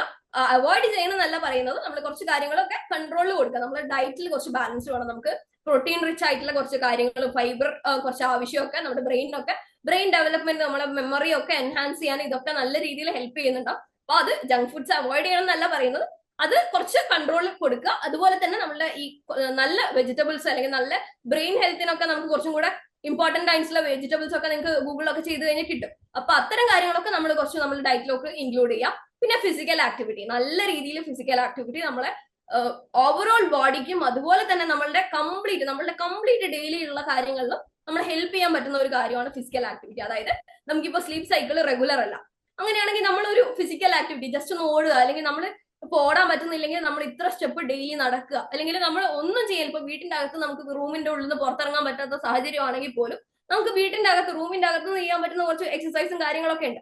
അപ്പൊ ഈ എക്സസൈസ് നമുക്ക് കറക്റ്റ് ആയിട്ട് ചെയ്ത് കഴിഞ്ഞാൽ നമ്മളുടെ സ്ലീപ്പ് സൈക്കിൾ കറക്റ്റ് ആവും. അതുപോലെ തന്നെ നമ്മളുടെ ഡയറ്റ് നമുക്ക് നല്ല കറക്റ്റ്, ഇപ്പൊ 1 മണിയാവുന്ന സമയത്ത് നമുക്ക് വിശക്കാൻ തുടങ്ങും. അപ്പൊ ഫിസിക്കൽ ആക്ടിവിറ്റിയും നമ്മുടെ ലൈഫിലോട്ടേക്ക് ഇൻക്ലൂഡ് ചെയ്ത് കഴിഞ്ഞ് കഴിഞ്ഞാൽ കുറച്ചും കൂടെ ഇമ്പാക്ട് നമ്മളുടെ ഈ ഒരു ഓവറോൾ ഗ്രോത്തിന് ഉണ്ടാവും. പിന്നെ അതുപോലെ സോഷ്യൽ ഇന്ററാക്ഷൻസും ഹോബീസും റെഗുലേറ്റ് ചെയ്യുക. അതായത് നമ്മളുടെ സോഷ്യൽ ഇന്ററാക്ഷൻസും, ഇപ്പൊ നമ്മൾ ഭയങ്കര പിന്നെ ഇൻട്രോവേർട്ട് ആയിട്ടുള്ള ഒരാളാണ്, അല്ലെങ്കിൽ നമ്മൾ ആംബിവേർട്ട് ആണ്. ആംബിവേർട്ട് എന്ന് പറഞ്ഞു കഴിഞ്ഞാൽ നമ്മൾ സെലക്റ്റീവ്ലി കുറച്ച് ആൾക്കാരുടെ അടുത്ത് മാത്രം സംസാരിക്കുന്ന ഒരാളാണ്, അല്ലെങ്കിൽ നമ്മൾ പിന്നെ എല്ലാവരുടെ അടുത്തും സംസാരിക്കുന്ന ഒരാൾ, അല്ലെങ്കിൽ ഞാൻ കുറച്ചുകൂടി സോഷ്യലി അൺഅവൈലബിൾ ആയിട്ടുള്ള ഒരാളാണ് എന്നുള്ള രീതിയിൽ നിങ്ങളാണെങ്കിൽ നിങ്ങൾ കുറച്ചും കൂടെ സോഷ്യലി നമ്മൾ കമ്മ്യൂണിക്കേറ്റ് ചെയ്യും. ഇപ്പൊ നമ്മൾ പുറത്തുള്ള എല്ലാ ആൾക്കാരോടും പോയി മിണ്ടണം എന്നല്ല പറയുന്നത്, നമുക്കൊരു സർക്കിൾ ഉണ്ടാവും, ഒരു കംഫർട്ടബിൾ സർക്കിൾ ഉണ്ടാവും. അവരെടുത്ത് നല്ല രീതിയിൽ ഒരു കമ്മ്യൂണിക്കേഷൻസോ, അല്ലെങ്കിൽ നമുക്കിപ്പോ ഒട്ടും വയ്യെങ്കിൽ, അല്ലെങ്കിൽ നമുക്ക് നല്ല രീതിയിലുള്ള പിന്നെ ഒരു ഇഷ്യൂസ് ഒക്കെ വരുന്ന സമയത്ത് നമുക്ക് എന്ത് ചെയ്യാന്ന് പറഞ്ഞു കഴിഞ്ഞാൽ നമുക്ക് അവരുടെ അടുത്തും കാര്യങ്ങളൊക്കെ നമ്മളുടെ ഇഷ്യൂസും കാര്യങ്ങളൊക്കെ സംസാരിച്ച് അവരുടെ അടുത്ത് ഈ നമ്മളുടെ ഒരു കൺസേൺസും കാര്യങ്ങളൊക്കെ നമുക്ക് ഷെയർ ചെയ്ത് കഴിഞ്ഞു കഴിഞ്ഞാൽ നമുക്ക് കുറച്ചും കൂടെ നമ്മളുടെ ഈ ഒരു മനസ്സിന് അല്ലെങ്കിൽ നമുക്ക് ഉണ്ടാവുന്ന ആ മൊമെന്റിലുള്ള ഒരു ഭാരത്തിനെ നമുക്ക് കുറക്കാൻ വേണ്ടിയിട്ട് സാധിക്കും. പിന്നെയുള്ള കാര്യമാണ് നമ്മുടെ ഹോബീസ് റെഗുലേറ്റ് ചെയ്യുക. അപ്പൊ നമുക്കിപ്പോ പെയിന്റിങ് ഇഷ്ടമായിരിക്കും, അല്ലെങ്കിൽ നമുക്ക് സ്റ്റിച്ചിങ് ഇഷ്ടമായിരിക്കും, അതും അല്ലെങ്കിൽ നമുക്ക് ഗാർഡനിങ് ഇഷ്ടമായിരിക്കും. നമ്മളിപ്പോ വർഷങ്ങളായിട്ട് അതൊന്നും ചെയ്യുന്നുണ്ടാവില്ല, പക്ഷെ നമ്മളുടെ ഇഷ്ടമുള്ള കുറച്ച് കാര്യങ്ങളുണ്ടാവും. ആ കാര്യങ്ങളൊക്കെ നമ്മൾ കുറച്ചും കൂടെ ഒന്ന് ഡെവലപ്പ് ചെയ്തെടുക്കുക. അപ്പൊ നമുക്ക് പെൻസിൽ ഡ്രോയിങ് ഒക്കെ നമ്മൾ ചെറുപ്പകാലത്ത് അല്ലെങ്കിൽ നമ്മൾ പണ്ടൊക്കെ ചെയ്തിട്ടുണ്ടാവും. ഇപ്പൊ കുറെ കല്യാണമൊക്കെ കഴിഞ്ഞ് മക്കളൊക്കെ ആയതിനു ശേഷം നമ്മൾ ചെയ്യുന്നുണ്ടാവില്ല. അപ്പൊ അങ്ങനെ നിൽക്കുന്ന സമയത്ത് അതൊക്കെ ഒന്ന് എൻഹാൻസ് ചെയ്യും. നമ്മൾ പണ്ട് എവിടെയാണോ അതൊക്കെ പൂട്ടി വെച്ചത് അതൊന്നുകൂടെ ഒന്ന് പൊടിയോ തട്ടിയൊക്കെ എടുക്കുക. അതൊക്കെ നമ്മളുടെ മൈൻഡിനെ നല്ല രീതിയിൽ റിലാക്സ് ചെയ്യാൻ ഹെൽപ്പ് ചെയ്യുന്ന കുറച്ച് കാര്യങ്ങളായിരിക്കും. ഓക്കെ, പിന്നെ നമുക്ക് നോക്കേണ്ടത് ബിൽഡിംഗ് സപ്പോർട്ട് സിസ്റ്റം ആണ്. ഞാൻ പറഞ്ഞതുപോലെ നമ്മൾ പിന്നെ ഇമോഷണലി നമ്മൾ കുറച്ചും കൂടെ കണക്റ്റഡ് ആയിട്ടുള്ള ആൾക്കാർ, അല്ലെങ്കിൽ നമ്മളുടെ ഫ്രണ്ട്സ്, ഫാമിലി ആയിക്കോട്ടെ, അതല്ലെങ്കിൽ നമ്മളുടെ ഒരു മെന്റേഴ്സ്, അല്ലെങ്കിൽ നമ്മൾ ഇവിടെയുള്ള മെന്റേഴ്സ് ആയിക്കോട്ടെ, അതല്ലെങ്കിൽ നമുക്ക് സോഷ്യലി നമ്മൾ നമ്മൾ ഇന്ന രീതിയിൽ പോകണം അല്ലെങ്കിൽ ഗൈഡ് ചെയ്യുന്ന ആരെങ്കിലും ഒക്കെ ഉണ്ടാവുമല്ലോ. അപ്പൊ നമ്മൾ സെലക്ട് ചെയ്യുന്ന സമയത്ത് നമ്മൾ നോക്കുക, നമ്മളെ ടോക്സിക് ആയിട്ടുള്ള ആൾക്കാർ നമുക്ക് ചുറ്റും ഉണ്ടാവും. നമുക്ക് ഇന്നർ ഫാമിലിയിൽ അല്ലെങ്കിൽ നമ്മളുടെ ഈ ഒരു സിസ്റ്റത്തിന്റെ ഉള്ളിൽ തന്നെ നമുക്ക് ടോക്സിക് അല്ലെങ്കിൽ നമ്മളുടെ നെഗറ്റിവിറ്റി പകരുന്ന കുറച്ച് ആൾക്കാരുണ്ടാവും. അവരിൽ നിന്ന് അകന്നിട്ട് നമുക്ക് എവിടെയാണോ പോസിറ്റിവിറ്റി ഉള്ളത്, അല്ലെങ്കിൽ നമുക്ക് കുറച്ചുകൂടെ love and care and affection കിട്ടുന്ന ആൾക്കാരെടുത്ത് കാര്യങ്ങൾ ഷെയർ ചെയ്യുക, അവരെ ട്രസ്റ്റ് ചെയ്യാം. പിന്നെ എംപവറിങ്, അല്ലെങ്കിൽ നമ്മൾ കുറച്ചും കൂടെ നമ്മളുടെ ഒരു മെന്റൽ ഹെൽത്തിനെ പറ്റിയിട്ടോ അല്ലെങ്കിൽ നമ്മളുടെ ഈ ഒരു ഇഷ്യൂസിനെ പറ്റിയിട്ടോ കാര്യങ്ങളെ പറ്റിയിട്ട് നമ്മൾ ഓപ്പൺലി ഡിസ്കസ് ചെയ്യുക. അതായത് നമ്മൾ എല്ലാ കാര്യങ്ങളും നമ്മൾ ഇഷ്യൂസ് നേരിടുന്ന അല്ലെങ്കിൽ നമ്മൾ ഭയങ്കര ഡിസ്കസ് ചെയ്യുന്ന, ഇപ്പൊ എനിക്ക് വലിയൊരു പ്രശ്നം എന്റെ ഫാമിലിയിൽ നടന്നുകൊണ്ടിരിക്കുന്നുണ്ടെന്ന് വിചാരിക്കാം. അപ്പൊ അത് നമ്മളുടെ പിയർ ഗ്രൂപ്പിൽ എല്ലാരെയും വിളിച്ച് നാലാളെ മുമ്പിൽ ഇരുന്ന് പറയേണ്ട ഒരു കാര്യമല്ല. അപ്പൊ നമുക്ക് ഒരാളടുത്ത് പറയാൻ ഡിസ്കസ് ചെയ്യാൻ പറ്റുന്ന കാര്യങ്ങളൊക്കെ ആണെങ്കിൽ നമ്മൾ പറയാം. ഇൻ കേസ് അതിൽ തന്നെ ചില ആൾക്കാർ, ഞാൻ നേരത്തെ പറഞ്ഞതുപോലെ നെഗറ്റീവ്, നമുക്ക് എന്ത് പറഞ്ഞാലും എന്ത് ചെയ്താലും നെഗറ്റീവ് ആക്കുന്ന ചില ആൾക്കാരുണ്ടാവും നമ്മുടെ ഇന്നർ സർക്കിളിൽ തന്നെ ഉണ്ടാവും. അപ്പൊ അങ്ങനെയൊക്കെയുള്ള ആൾക്കാരെ നമ്മൾ അവോയ്ഡ് ചെയ്ത് നമ്മളെ ഇഷ്യൂസും കാര്യങ്ങളൊക്കെ പറയാൻ പറ്റുന്ന ആൾക്കാരടുത്ത് പറയാം. അങ്ങനെ പറയാൻ പറ്റുന്നില്ല അല്ലെങ്കിൽ ആ ഒരു ബഡി സിസ്റ്റം നമ്മൾ ക്രിയേറ്റ് ചെയ്യുക, അല്ലെങ്കിൽ ഭയങ്കര ഒരു സ്മോൾ ഗ്രൂപ്പ്, ഭയങ്കര ഒരു സ്മോൾ ആയിരിക്കണം അത്. അതിപ്പോ നമ്മൾ ഒരുപാട് ആൾക്കാർ ഉണ്ടാവുന്ന സമയത്താണ് നമ്മുടെ ഒരു കംപ്ലീറ്റ് കൺട്രോൾ, അല്ലെങ്കിൽ ആരെയാണ് ട്രസ്റ്റ് ചെയ്യേണ്ടത്, ആരെയാണ് ഡിസ്ട്രസ് ചെയ്യേണ്ടത് എന്നുള്ള കാര്യങ്ങളൊക്കെ നമുക്ക് ചിലപ്പോൾ കയ്യിൽ നിന്ന് വിട്ടുപോകും. അപ്പൊ ഒരു കംപ്ലീറ്റ് ഒരു നമുക്ക് ട്രസ്റ്റബിൾ ആയിട്ടുള്ള ഒരു പോസിറ്റീവ് പിയർ ഗ്രൂപ്പിനെ നമ്മൾ സെലക്ട് ചെയ്യുക. എന്നിട്ട് അവിടെ നമ്മൾ ഇപ്പൊ നമ്മളുടെ ഇഷ്യൂസ് മാത്രം പറയുന്ന ഒരാൾ എന്നുള്ള രീതിയിൽ അപ്പുറത്തോട്ടേക്ക് അവരും ഓക്കെ ആണോ, അല്ലെങ്കിൽ അവരുടെയും കാര്യങ്ങളൊക്കെ ഡിസ്കസ് ചെയ്യാം. അവര് നമ്മൾ നല്ല രീതിയിൽ കാര്യങ്ങൾ പറയുന്നതിനനുസരിച്ച് തന്നെ നമ്മൾ നല്ലൊരു ലിസണറും കൂടെ ആയാലും മാത്രമേ നമുക്കൊരു ഗിവ് ആൻഡ് ടേക്ക് എന്നുള്ള രീതിയിൽ ആ ഒരു റിലേഷൻഷിപ്പിനെ മെയിൻറ്റെയിൻ ചെയ്യാൻ വേണ്ടി പറ്റുള്ളൂ. അപ്പോൾ അങ്ങനെ ഒരു സർക്കിൾ ഉണ്ടാക്കുക എന്നുള്ള കാര്യം കൂടെ നോക്കുക. പിന്നെ നമുക്ക് ഈ ഒരു സെഷൻ ഇതാണ്, ഇത്രയും കാര്യങ്ങളാണ് നമ്മൾ ഈ ഒരു സെഷനിൽ പറഞ്ഞത്. കുറച്ചും കൂടെ പറയാനൊക്കെ ഉണ്ട്, പക്ഷെ അത് നമുക്ക് ഫ്യൂച്ചറിൽ നമ്മൾ ഓരോരോ മന്ത് എൻഡിലും ഒക്കെ ആയിട്ട് നമ്മൾ ഇനി കുറച്ചും കൂടെ ആയിട്ട് ഡിസ്കസ് ചെയ്യുന്നതായിരിക്കും. ഞാൻ പറഞ്ഞതുപോലെ നമുക്ക് ഓരോ മാസത്തിന്റെ എൻഡിലും നമ്മൾ ഓരോ സൈക്കോളജി ടോപ്പിക്സിനൊക്കെ ബേസ് ചെയ്തിട്ട് നമ്മൾ ഓരോ സെഷൻസ് ഒക്കെ എടുക്കും. ഇനി നമുക്കൊരു Q&A സെഷൻ ആണ്. നിങ്ങൾക്ക് എന്തെങ്കിലും പറയാൻ അല്ലെങ്കിൽ എന്തെങ്കിലും ചോദിക്കാനൊക്കെ ഉണ്ടെങ്കിൽ നമുക്ക് ഇപ്പൊ ചോദിക്കാം. ഹാൻഡ് റൈസ് ചെയ്യോ? നമ്മുടെ ആപ്ലിക്കേഷനകത്ത് ഒരു ഇത് കിടപ്പുണ്ടല്ലോ, ഹാപ്പിനെസ് എന്ന് പറഞ്ഞിരുന്നു നമ്മുടെ ലാംഗ്വേജിന്റെ ആപ്പിനകത്ത്. ആരാണെന്നൊന്ന് പേരും കൂടെ പറയോ? എന്റെ പേര് അക്ഷയ്. പറഞ്ഞോളൂ അക്ഷയ്. നമ്മുടെ ലാംഗ്വേജിനകത്ത് ആപ്പിനകത്ത് ഒരു ഇത് കിടപ്പുണ്ടല്ലോ, നമുക്ക് അത് നോക്കി ചെയ്യാൻ പറ്റുന്നതാണ്. ഒരു സ്ക്രീൻ കാണിച്ചായിരുന്നല്ലോ നേരത്തെ, അതെനിക്ക് ഇത്ര അത് പിടികിട്ടിയില്ലായിരുന്നു. ഹാപ്പിനെസിന്റെ നമ്മൾ ആപ്പിൽ കാണിച്ചത് എന്ന് പറഞ്ഞു കഴിഞ്ഞാൽ നേരത്തെ പറഞ്ഞല്ലോ, നമ്മൾ ഓരോ മാസത്തിന്റെ എൻഡിലും കൂടെ നമ്മൾ ഓരോ സെഷൻസ് കൊടുക്കാറുണ്ട്. ഓരോ ടോപ്പിക്സിനെ ബേസ് ചെയ്തിട്ട് നമ്മൾ ഡിസ്കഷൻസ് കൊടുക്കാറുണ്ട്. അതിന്റെ റെക്കോർഡിംഗ് ആയിരിക്കും നമ്മൾ ആപ്പ് വഴി കിട്ടുക. ഇപ്പൊ നമ്മൾ ലിങ്ക് വെച്ചിട്ട് നമ്മൾ പിന്നെ ഹാപ്പിനെസ് സെഷൻസ് ബുക്ക് ചെയ്യുക എന്നുള്ളത് അത് മെന്റേഴ്സ് ത്രൂ ആയിരിക്കും. Okay okay, thank you. അത് നമ്മൾ അങ്ങനെയാണ് കൊടുക്കാറ്, ഇപ്പോ ആപ്പ് വഴി അല്ല കേട്ടോ. Okay, thank you. നമ്മുടെ ടൈം മാനേജ്മെന്റിലെ ഒരു ആപ്പ് എന്നൊക്കെ പറഞ്ഞില്ലേ, അത് എന്താണ്? ഇപ്പൊ നമ്മള് ഈ അലാമൊക്കെ സെറ്റ് ചെയ്യാൻ വേണ്ടി ഇതുണ്ട്. അതേപോലെ അതായത് ഇപ്പൊ നമ്മള് 8 മണിക്ക് 8 മുതൽ 8:30 വരെ ഇന്നത് വായിക്കും എന്നൊക്കെ അങ്ങനെ ഉള്ള വല്ല ആപ്പിന്റെ ഇത് പറഞ്ഞില്ലോ, അതൊന്ന് പറയും. അതായത് ഇപ്പൊ ടൈം മാനേജ് എന്ന് പറഞ്ഞു കഴിഞ്ഞാൽ ഇപ്പൊ ആരായിരുന്നു സംസാരിച്ചത്? അവളുടെ പേരൊന്ന് പറയോ? എന്റെ പേര് നിശീപ് എന്നാണ്.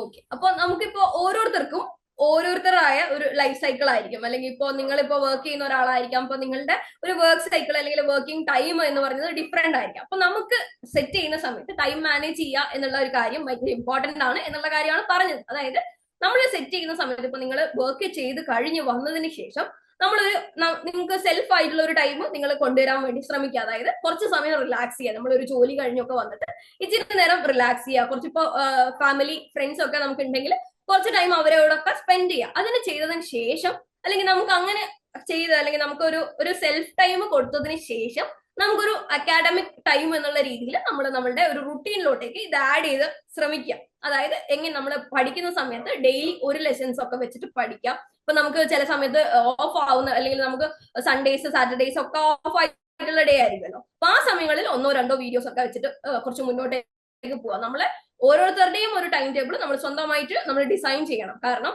ഡിഫറെന്റ് ആയിരിക്കുമല്ലോ നമ്മളുടെ ഒരു അവൈലബിൾ ആയിട്ടുള്ള ടൈം. അപ്പൊ അത് സെറ്റ് ചെയ്യുന്ന സമയത്ത് നിങ്ങൾ സൂക്ഷിച്ച് സെറ്റ് ചെയ്യാം. നമ്മൾ അൺറിയലിസ്റ്റിക് ആയിട്ടുള്ള കാര്യങ്ങൾ, അതായത് ഒരു ദിവസം കൊണ്ട് ഞാൻ 5 ലെസൺസ് കാണും, 5 ലെസൺസിന്റെ വീഡിയോ കംപ്ലീറ്റ് ചെയ്യും, അതൊക്കെ അൺറിയലിസ്റ്റിക് ആണ്. നമുക്ക് രാവിലെ മുതൽ വൈകുന്നേരം വരെ ജോലി കഴിഞ്ഞ് വന്നിട്ട് നമ്മൾ ഇതൊക്കെ കാണുക എന്നുള്ളത് ഇമ്പോസിബിൾ ആയിട്ടുള്ള കാര്യമാണ്. ഇപ്പൊ നമ്മൾ 12-2 മണി വരെയൊക്കെ ഇരുന്ന് കഴിഞ്ഞാലാണ് നമ്മൾ കണ്ടിന്യൂസ്ലി കറക്റ്റ് ആയിട്ട് നമ്മൾ പഠിച്ചു പോകുന്നുണ്ടെങ്കിൽ നമുക്ക് പോകാൻ വേണ്ടി പറ്റുള്ളൂ.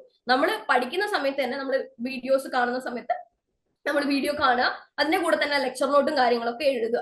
അപ്പൊ ആ ഒരു ടൈം നമ്മൾ എന്തായാലും നമ്മൾ കണക്കാക്കണം. നമ്മൾ വീഡിയോ ചുമ്മാ ഇരുന്ന് കണ്ടു പോവാതെ നമ്മൾ വീഡിയോ കാണുന്നു, ലെക്ചർ നോട്ട് എഴുതുന്നു എന്നുള്ള ഒരു പ്രൊസീജിയർ നമ്മൾ മെയിൻറ്റെയിൻ ചെയ്യാൻ വേണ്ടി ശ്രമിക്കാം. അങ്ങനെയാകുമ്പോൾ നമ്മൾ എഴുതുന്ന കാര്യങ്ങളും നമുക്ക് കുറച്ചും കൂടെ അഡ്ഹയർ ചെയ്യാം, അല്ലെങ്കിൽ നമുക്ക് മെമ്മറി ലെവൽ കുറച്ചും കൂടെ എൻഹാൻസ് ചെയ്യാനും ഇതുകൊണ്ട് പറ്റും. അപ്പൊ ടൈം മാനേജ് ചെയ്യുക എന്നുള്ളത് കംപ്ലീറ്റ്ലി പേഴ്സണൽ ആയിട്ടുള്ള ഒരു കാര്യമാണ്. നമ്മളുടെ ലൈഫ് അല്ലെങ്കിൽ നമ്മളുടെ ഈ ഒരു റുട്ടീനിലോട്ടേക്ക് നമ്മൾ അക്കാഡമിക് ആയിക്കോട്ടെ വേറെ എന്ത് കാര്യം ആയിക്കോട്ടെ അത് ആഡ് ഓൺ ചെയ്യുന്ന സമയത്ത് റിയലിസ്റ്റിക് ആയിട്ടുള്ള കാര്യങ്ങൾ അല്ലെങ്കിൽ 1 മണിക്കൂർ എന്നുള്ളത് വെച്ച് തുടങ്ങുക. എന്നിട്ട് കുറച്ചും കൂടെ എക്സ്റ്റെൻഡ് ചെയ്യാൻ പറ്റുന്നുണ്ട് നമ്മളെ ഈ ഒരു റുട്ടീനിലോട്ടേക്ക് ഈ പഠിത്തം ഇൻക്ലൂഡ് ചെയ്ത്. അതായത് നമുക്ക് 1 അവർ ഒക്കെ ഇരിക്കാൻ പറ്റും, 2 അവർ ഇരിക്കാൻ പറ്റും എന്നുള്ളതാണെങ്കിൽ അത് നല്ലൊരു കാര്യമാണ്. ആ സമയത്ത് നമ്മൾ ചെയ്യുന്ന സമയത്ത് നമ്മൾ ബാക്കിയുള്ള എല്ലാ കാര്യങ്ങളും നമ്മൾ ടൈം കൊടുക്കുന്നുണ്ട് എന്നുള്ള കാര്യം കൂടെ നമ്മൾ ചെയ്യാം. അപ്പോൾ ഞങ്ങൾ ഇതിന് പിന്നെ മെന്റൽ റിലാക്സേഷൻ ആവശ്യമായ എന്തെങ്കിലും CD-യോ അല്ലെങ്കിൽ പുസ്തകങ്ങളോ എന്തെങ്കിലും അവൈലബിൾ ഉണ്ടോ? നമ്മുടെ ലേണേഴ്സിൻ്റെ തന്നെ ആണെങ്കിലും അത് കുഴപ്പമില്ല, അല്ലെങ്കിൽ ഈ സൈക്കോളജിസ്റ്റ് എഴുതിയ പുസ്തകങ്ങളോ നല്ല ഇതായിട്ടുള്ളത് കിട്ടുമോ? നമുക്ക് ഒരുപാട് നമുക്ക് ഒരുപാട് പുസ്തകങ്ങളായിക്കോട്ടെ, ഈ ബുക്ക് തന്നെ നമുക്ക് ഒരുപാട് അവൈലബിൾ ആണ്. നമ്മളിപ്പോ മൈൻഡ്ഫുൾനെസ് ആയിക്കോട്ടെ, സ്ട്രെസ് കുറക്കുന്ന ആയിക്കോട്ടെ, നമുക്ക് നമ്പർ ഓഫ് ബുക്കുകളും നമ്പർ ഓഫ് വീഡിയോസും നമുക്ക് യൂട്യൂബിലൊക്കെ അവൈലബിൾ ആണ്. നമ്മൾ ജസ്റ്റ് ഒന്ന് ടൈപ്പ് ചെയ്ത് നോക്കിയാൽ മതി. നമ്മളെ പണ്ടത്തെ പോലുള്ള കാലമല്ല, നമുക്ക് ജസ്റ്റ് നമ്മളെ വിരൽത്തുമ്പിൽ തന്നെ നമുക്കൊരു ബുക്കൊക്കെ കിട്ടും. നമുക്ക് ആമസോൺ ആയിക്കോട്ടെ, ഫ്ലിപ്കാർട്ട് ഒക്കെ ആയിട്ട് നമുക്ക് ഓൺലൈൻ വഴി പർച്ചേസ് ചെയ്യാം. അതല്ലെങ്കിൽ നമുക്ക് നേരിട്ട് തന്നെ നമുക്ക് നമ്മുടെ കടകളിലൊക്കെ പോയി കഴിഞ്ഞ് കഴിഞ്ഞാൽ നമുക്ക് സൈക്കോളജിസ്റ്റ്, വലിയ സൈക്കോളജിസ്റ്റിന്റെ ഒക്കെ പുസ്തകങ്ങൾ കിട്ടും. അത് മലയാളത്തിലേക്കുള്ള കുറച്ചും കൂടെ നമുക്ക് നമ്മുടെ നാട്ടിലൊക്കെ ഇപ്പൊ അവൈലബിൾ ആണ്. നമ്മുടെ ബുക്ക് സ്റ്റാളുകളിലൊക്കെ നമുക്ക് കിട്ടുന്നതായിരിക്കും. ഈ ബുക്ക് നമുക്ക് ഓൺലൈൻ വഴി അവൈലബിൾ ആയിരിക്കും. ഇനി നമുക്ക് ബുക്ക് വായിക്കാൻ പറ്റില്ല, നമുക്ക് യൂട്യൂബ് വഴി ലിസൺ ചെയ്യുന്നതാണ് എനിക്ക് ഇഷ്ടം എന്നുള്ള രീതിയിൽ യൂട്യൂബിൽ ജസ്റ്റ് ഒന്ന് സെർച്ച് ചെയ്താൽ മതി. മൈൻഡ്ഫുൾനെസ് നമുക്ക് എങ്ങനെയാണ് ചെയ്യാം, മൈൻഡ്ഫുൾനെസിന്റെ സ്റ്റെപ്പ് ബൈ സ്റ്റെപ്പ് പ്രോസസ് എന്താണ്, അത് എങ്ങനെയൊക്കെയാണ് ചെയ്യേണ്ടത് എന്നുള്ള കറക്റ്റ് ഗൈഡൻസ് നമുക്ക് യൂട്യൂബിൽ ഇപ്പൊ അവൈലബിൾ ആണ്. അതല്ല നമുക്ക് മൈൻഡ്ഫുൾനെസ് അല്ല, നമുക്ക് ഏതാണ് ചെയ്യേണ്ടത്, അല്ലെങ്കിൽ ബ്രീതിങ് ടെക്നിക്ക് ചെയ്യണോ, അല്ലെങ്കിൽ അതിന്റെ എല്ലാ കാര്യങ്ങളും നമുക്ക് സൈക്കോളജിസ്റ്റിന്റെ തന്നെ വേർഷൻസ് നമുക്കിപ്പോൾ അവൈലബിൾ ആണ്. അത് നമുക്ക് ഓൺലൈനിലും കിട്ടും, ഇ ബുക്കും ആയിട്ടും കിട്ടും. അതല്ല നമുക്ക് ഓഫ്ലൈൻ സ്റ്റോഴ്സ് നിന്ന് നമുക്ക് കിട്ടും. ഇനി സജഷൻസ് വേണമെങ്കിൽ ഞാൻ പറഞ്ഞുതരാം, നമുക്ക് അടുത്ത സെഷൻസിലൊക്കെ അത് ഡിസ്കസ് ചെയ്യാം. മാഡം, നമ്മൾ ക്ലാസ് അറ്റൻഡ് ചെയ്യുമ്പോൾ ലെക്ചർ നോട്ട് എഴുതിയാണല്ലോ പോകുന്നത്. ആ ലെക്ചർ നോട്ട് പഠിച്ചാൽ മതി. പിന്നെ നമ്മുടെ ഈ സെൽഫ് ലേണിംഗ് ആപ്പ് മൊത്തം ഇരുന്ന് വായിക്കേണ്ട ആവശ്യമുണ്ടോ? അത് ഒത്തിരി ഇല്ലേ? അതായത് നമ്മൾ SLM എന്ന് പറഞ്ഞു കഴിഞ്ഞാൽ നമ്മൾ ടെക്സ്റ്റ് ബുക്കിന്റെ കോപ്പി അല്ലേ. അപ്പൊ ടെക്സ്റ്റ് ബുക്ക് നമുക്ക് അവോയ്ഡ് ചെയ്യാൻ പറ്റുന്ന ഒരു കാര്യമല്ല. നമ്മൾ വീഡിയോസ് നമ്മൾ ടെക്സ്റ്റ് ബുക്കിനെ ബേസ് ചെയ്തിട്ട് തന്നെയാണ് ഉണ്ടാക്കിയിരിക്കുന്നത്. അപ്പോ വീഡിയോസ് ഉണ്ടാക്കി വെച്ചിരിക്കുന്നത് എന്ന് പറഞ്ഞു കഴിഞ്ഞാൽ നമ്മൾ കംപ്ലീറ്റ്ലി നമ്മൾ ടെക്സ്റ്റ് അഡ്ഹയർ ചെയ്ത് അല്ലെങ്കിൽ കംപ്ലീറ്റ്ലി ടെക്സ്റ്റിലുള്ള കാര്യങ്ങളൊക്കെയാണ് നമ്മൾ വീഡിയോസിൽ കൊടുത്തിട്ടുണ്ടാവുക. അപ്പൊ നമ്മളുടെ ഒരു പ്രോസസ്സ് എന്ന് പറയുന്നത് ഇങ്ങനെയായിരിക്കണം. നമ്മൾ വീഡിയോ കാണുന്നു, നമ്മൾ ലെക്ചർ നോട്ട് എഴുതുന്നു. ലെക്ചർ നോട്ട് എഴുതുന്ന സമയത്ത് നമ്മൾ വീഡിയോയിൽ എന്തൊക്കെയാണോ നമ്മൾ കണ്ടത് നമ്മളൊരു പെന്നും പേപ്പറിലും വെച്ച് നമ്മൾ എഴുതിയതിനു ശേഷം നമ്മൾ അതൊന്നും ഒരു ഗ്ലാൻസിൽ, ഞാൻ പറഞ്ഞല്ലോ നേരത്തെ, ഒരു ബ്രേക്ക് എടുത്തിട്ട് നമ്മൾ ഒന്നുകൂടെ പഠിക്കുന്നു, അല്ലെങ്കിൽ നാളെ നമ്മൾ പഠിക്കാനിരിക്കുന്ന സമയത്ത് ആ ലെക്ചർ നോട്ട് ഒന്നുകൂടെ വായിച്ചു നോക്കുന്നു. അപ്പൊ അങ്ങനെ നിൽക്കുമ്പോൾ നമുക്കൊരു റിഫ്രഷ് കിട്ടും. ഓക്കെ, ഇന്നലെ ഞാൻ ഇതൊക്കെയായിരുന്നു പഠിച്ചത്, ഇതൊക്കെയായിരുന്നു ഞാൻ കണ്ടത്, ഇതൊക്കെയാണ് ഞാൻ ഇന്നലെ ആ ഒരു വീഡിയോയിൽ പഠിച്ചിരിക്കുന്നത് എന്നുള്ളത് നമുക്കൊരു ബൂസ്റ്റ് കിട്ടും. ഓക്കെ, അതിന്റെ മുമ്പേ നമ്മൾ എന്ത് ചെയ്യണം എന്ന് പറഞ്ഞു കഴിഞ്ഞാൽ, നമ്മൾ നെക്സ്റ്റ് ഡേ നമ്മൾ വീഡിയോ കാണുന്നു, ലെക്ചർ നോട്ട് എഴുതുന്നു, എന്നിട്ട് നമ്മുടെ ആപ്പിൽ വാല്യൂ ആഡഡ് നോട്ട്സ് എന്ന് പറഞ്ഞൊരു സെക്ഷൻ ഇല്ലേ, VAN, അതും കൂടെ ഒന്ന് കാണാം. അതൊന്ന് വായിക്കുക. അതായത് നമ്മൾ ലെക്ചർ നോട്ട് എഴുതുന്നത് പോലെ തന്നെ ഏറ്റവും ഷോർട്ട് ആയിട്ടുള്ള ഏരിയാസിനെ ബേസ് ചെയ്തിട്ടാണ് നമുക്ക് വാല്യൂ ആഡഡ് നോട്ട്സ് കൊടുത്തിരിക്കുന്നത്. അപ്പോൾ നമ്മളുടെ ഒരു പ്രോസസ്സ് എന്ന് പറയുമ്പോൾ വീഡിയോ കാണുന്നു, ലെക്ചർ നോട്ട് എഴുതുന്നു, എന്നിട്ട് വാല്യൂ ആഡഡ് നോട്ട്സ് വായിക്കുന്നു.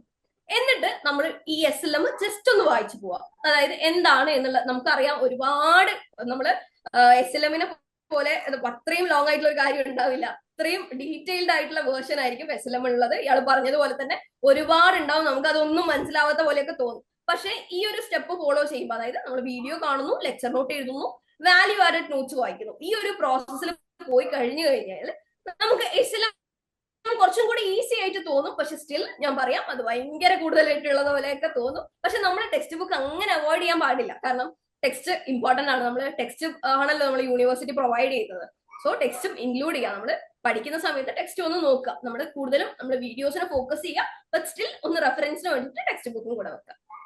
മാഡം, ഞാൻ അതിന്റെ അത് SLM പിന്നെ എന്താ W അങ്ങനെയാണെങ്കിൽ ഈ വാല്യൂ ആഡഡ് നോട്ട് എന്ന് പറയുന്നത് കണ്ടില്ലല്ലോ. വാല്യൂ ആഡഡ് നോട്ട്സ് ആയിരിക്കും. അത് അതായത് കണ്ടില്ലല്ലോ. വീഡിയോയുടെ താഴെ അതിന്റെ താഴെ ഉണ്ടാവുമല്ലോ. ഞാനത് കണ്ടില്ലല്ലോ. അത് ഏതെങ്കിലും സബ്ജക്റ്റിനായിരിക്കും. നിങ്ങൾ ഒന്ന് കണക്ട് ചെയ്യാം കേട്ടോ. ഇല്ലെങ്കിൽ ഒന്ന് കണക്ട് ഇല്ലെങ്കിൽ നമ്മൾ മെന്ററിനോട് ചോദിച്ചു. ഞാൻ അവിടെ ഒന്നും നോക്കിയിട്ട് കണ്ടില്ല വാല്യൂ ആഡഡ് നോട്ട്. നോക്കൂ. നമുക്ക് ഒരു കറക്റ്റ് ആയിട്ടുള്ള എവിടെയുള്ളത് എന്നൊക്കെ ഉള്ളത് നമുക്ക് പിന്നെ യൂട്യൂബിൽ ഒരു വീഡിയോ അവൈലബിൾ ആണ്. ആപ്പ് എങ്ങനെയാണ് യൂസ് ചെയ്യേണ്ടത്, എവിടെയാണ് ഉള്ളത് എന്നുള്ളത് അതൊന്നുകൂടെ കണ്ടോക്കെ. എന്നിട്ട് നമ്മൾ കാണുന്നില്ലെങ്കിൽ മെന്റേഴ്സിന്റെ അടുത്ത് ചോദിക്കാം, ഇങ്ങനെ അവൈലബിൾ അല്ല, പിന്നെ എവിടെയാണ് കിട്ടുക എന്നുള്ള കാര്യം ചോദിക്കാം. ചോദിച്ചു കഴിഞ്ഞാൽ അവർ പറഞ്ഞു തരും. ഓക്കെ, അതിന്റെ അകത്താണ് നമ്മൾ വർക്ക്ഷീറ്റ് ചെയ്ത് മാർക്ക് അയക്കേണ്ടത്. അല്ലല്ല, അത് വേറെയാണ്. അത് വാല്യൂ ആഡഡ് നോട്ട്സിന്റെ കഴിഞ്ഞിട്ട് അറ്റൻഡ് എന്നുള്ളൊരു സെക്ഷൻ. ഹലോ മാം,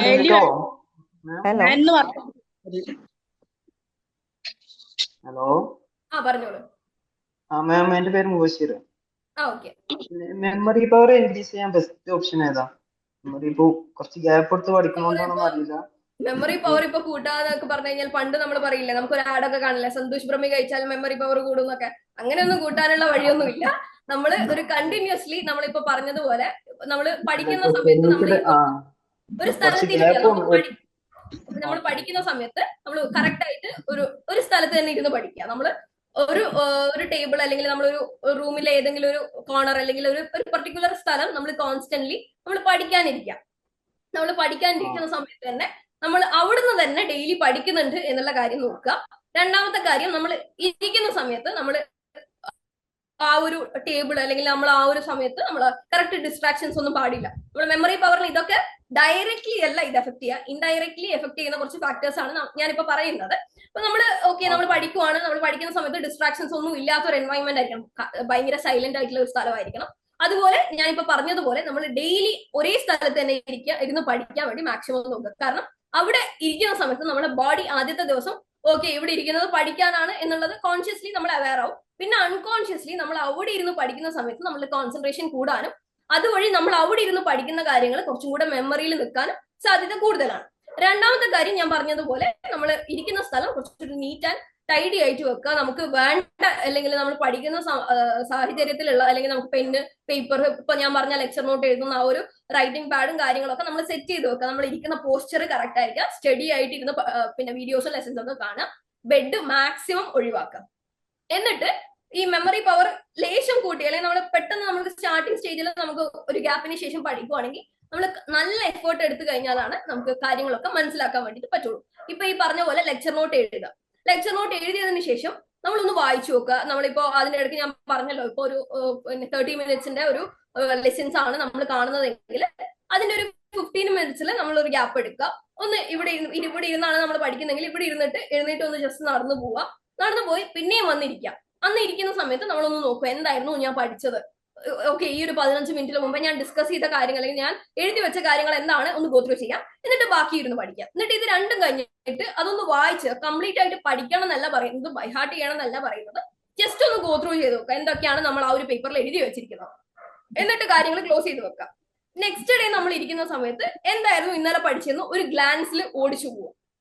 ഓക്കെ, ഇങ്ങനെ ഓടിച്ചു പോയിട്ട് നമ്മൾ വീക്ക്ലി വൺസ് ഒരു ദിവസം നമ്മൾ ഈ ഒരു അല്ലെങ്കിൽ നമ്മളൊരു മെമ്മറി കൂട്ടാൻ അല്ലെങ്കിൽ നമ്മൾ കംപ്ലീറ്റ് റിഹേഴ്സൽ ടെക്നിക്ക് എന്നുള്ള രീതിയിൽ കൊണ്ടുവരിക. അതായത് നമ്മൾ ഒരു പ്രാവശ്യം ഇപ്പൊ നമ്മൾ ഒരു 3 ദിവസത്തിന്റെ ഒരു ഗ്യാപ്പിൽ ഒന്നും കൂടെ നമ്മൾ എന്തായിരുന്നു പഠിച്ചത് എന്നുള്ള കാര്യം ഒന്നുകൂടെ ചെക്ക് ചെയ്യുക. എന്നിട്ട് വീക്കെൻഡ്സിൽ ഏതെങ്കിലും ഒരു ഫോർ എക്സാമ്പിൾ സൺഡേ നമുക്ക് വീക്കെൻഡ് ആണ് അല്ലെങ്കിൽ നമ്മൾ ഓഫ് ആയിട്ടുള്ള ഒരു ഡേ ആണ് എന്നുള്ള രീതിയിൽ നോക്കുവാണെങ്കിൽ ആ ദിവസം നമുക്ക് കല്യാണം ഉണ്ടാവും, നമുക്ക് ഫംഗ്ഷൻസ് ഉണ്ടാവും, അപ്പുറത്തെ വീട്ടിൽ നമ്മൾ പോകേണ്ട ഒരു സാഹചര്യമൊക്കെ ഉണ്ടാവും. പക്ഷെ അതിന്റെ ഇടയിൽ നമ്മൾ ആ ഒരു ആഴ്ചയിൽ പഠിച്ച കാര്യങ്ങൾ കുറച്ചും കൂടെ ഫോക്കസ് ചെയ്യാൻ, അല്ലെങ്കിൽ ആ ആഴ്ച എന്തൊക്കെയാണ് പഠിച്ചത് എന്ന് ജസ്റ്റ് ഒന്ന് ഗോ ത്രൂ ചെയ്ത് കൊടുക്കുന്നതിന് ഒന്ന് വായിച്ച് മനസ്സിലാക്കി നോക്കുക.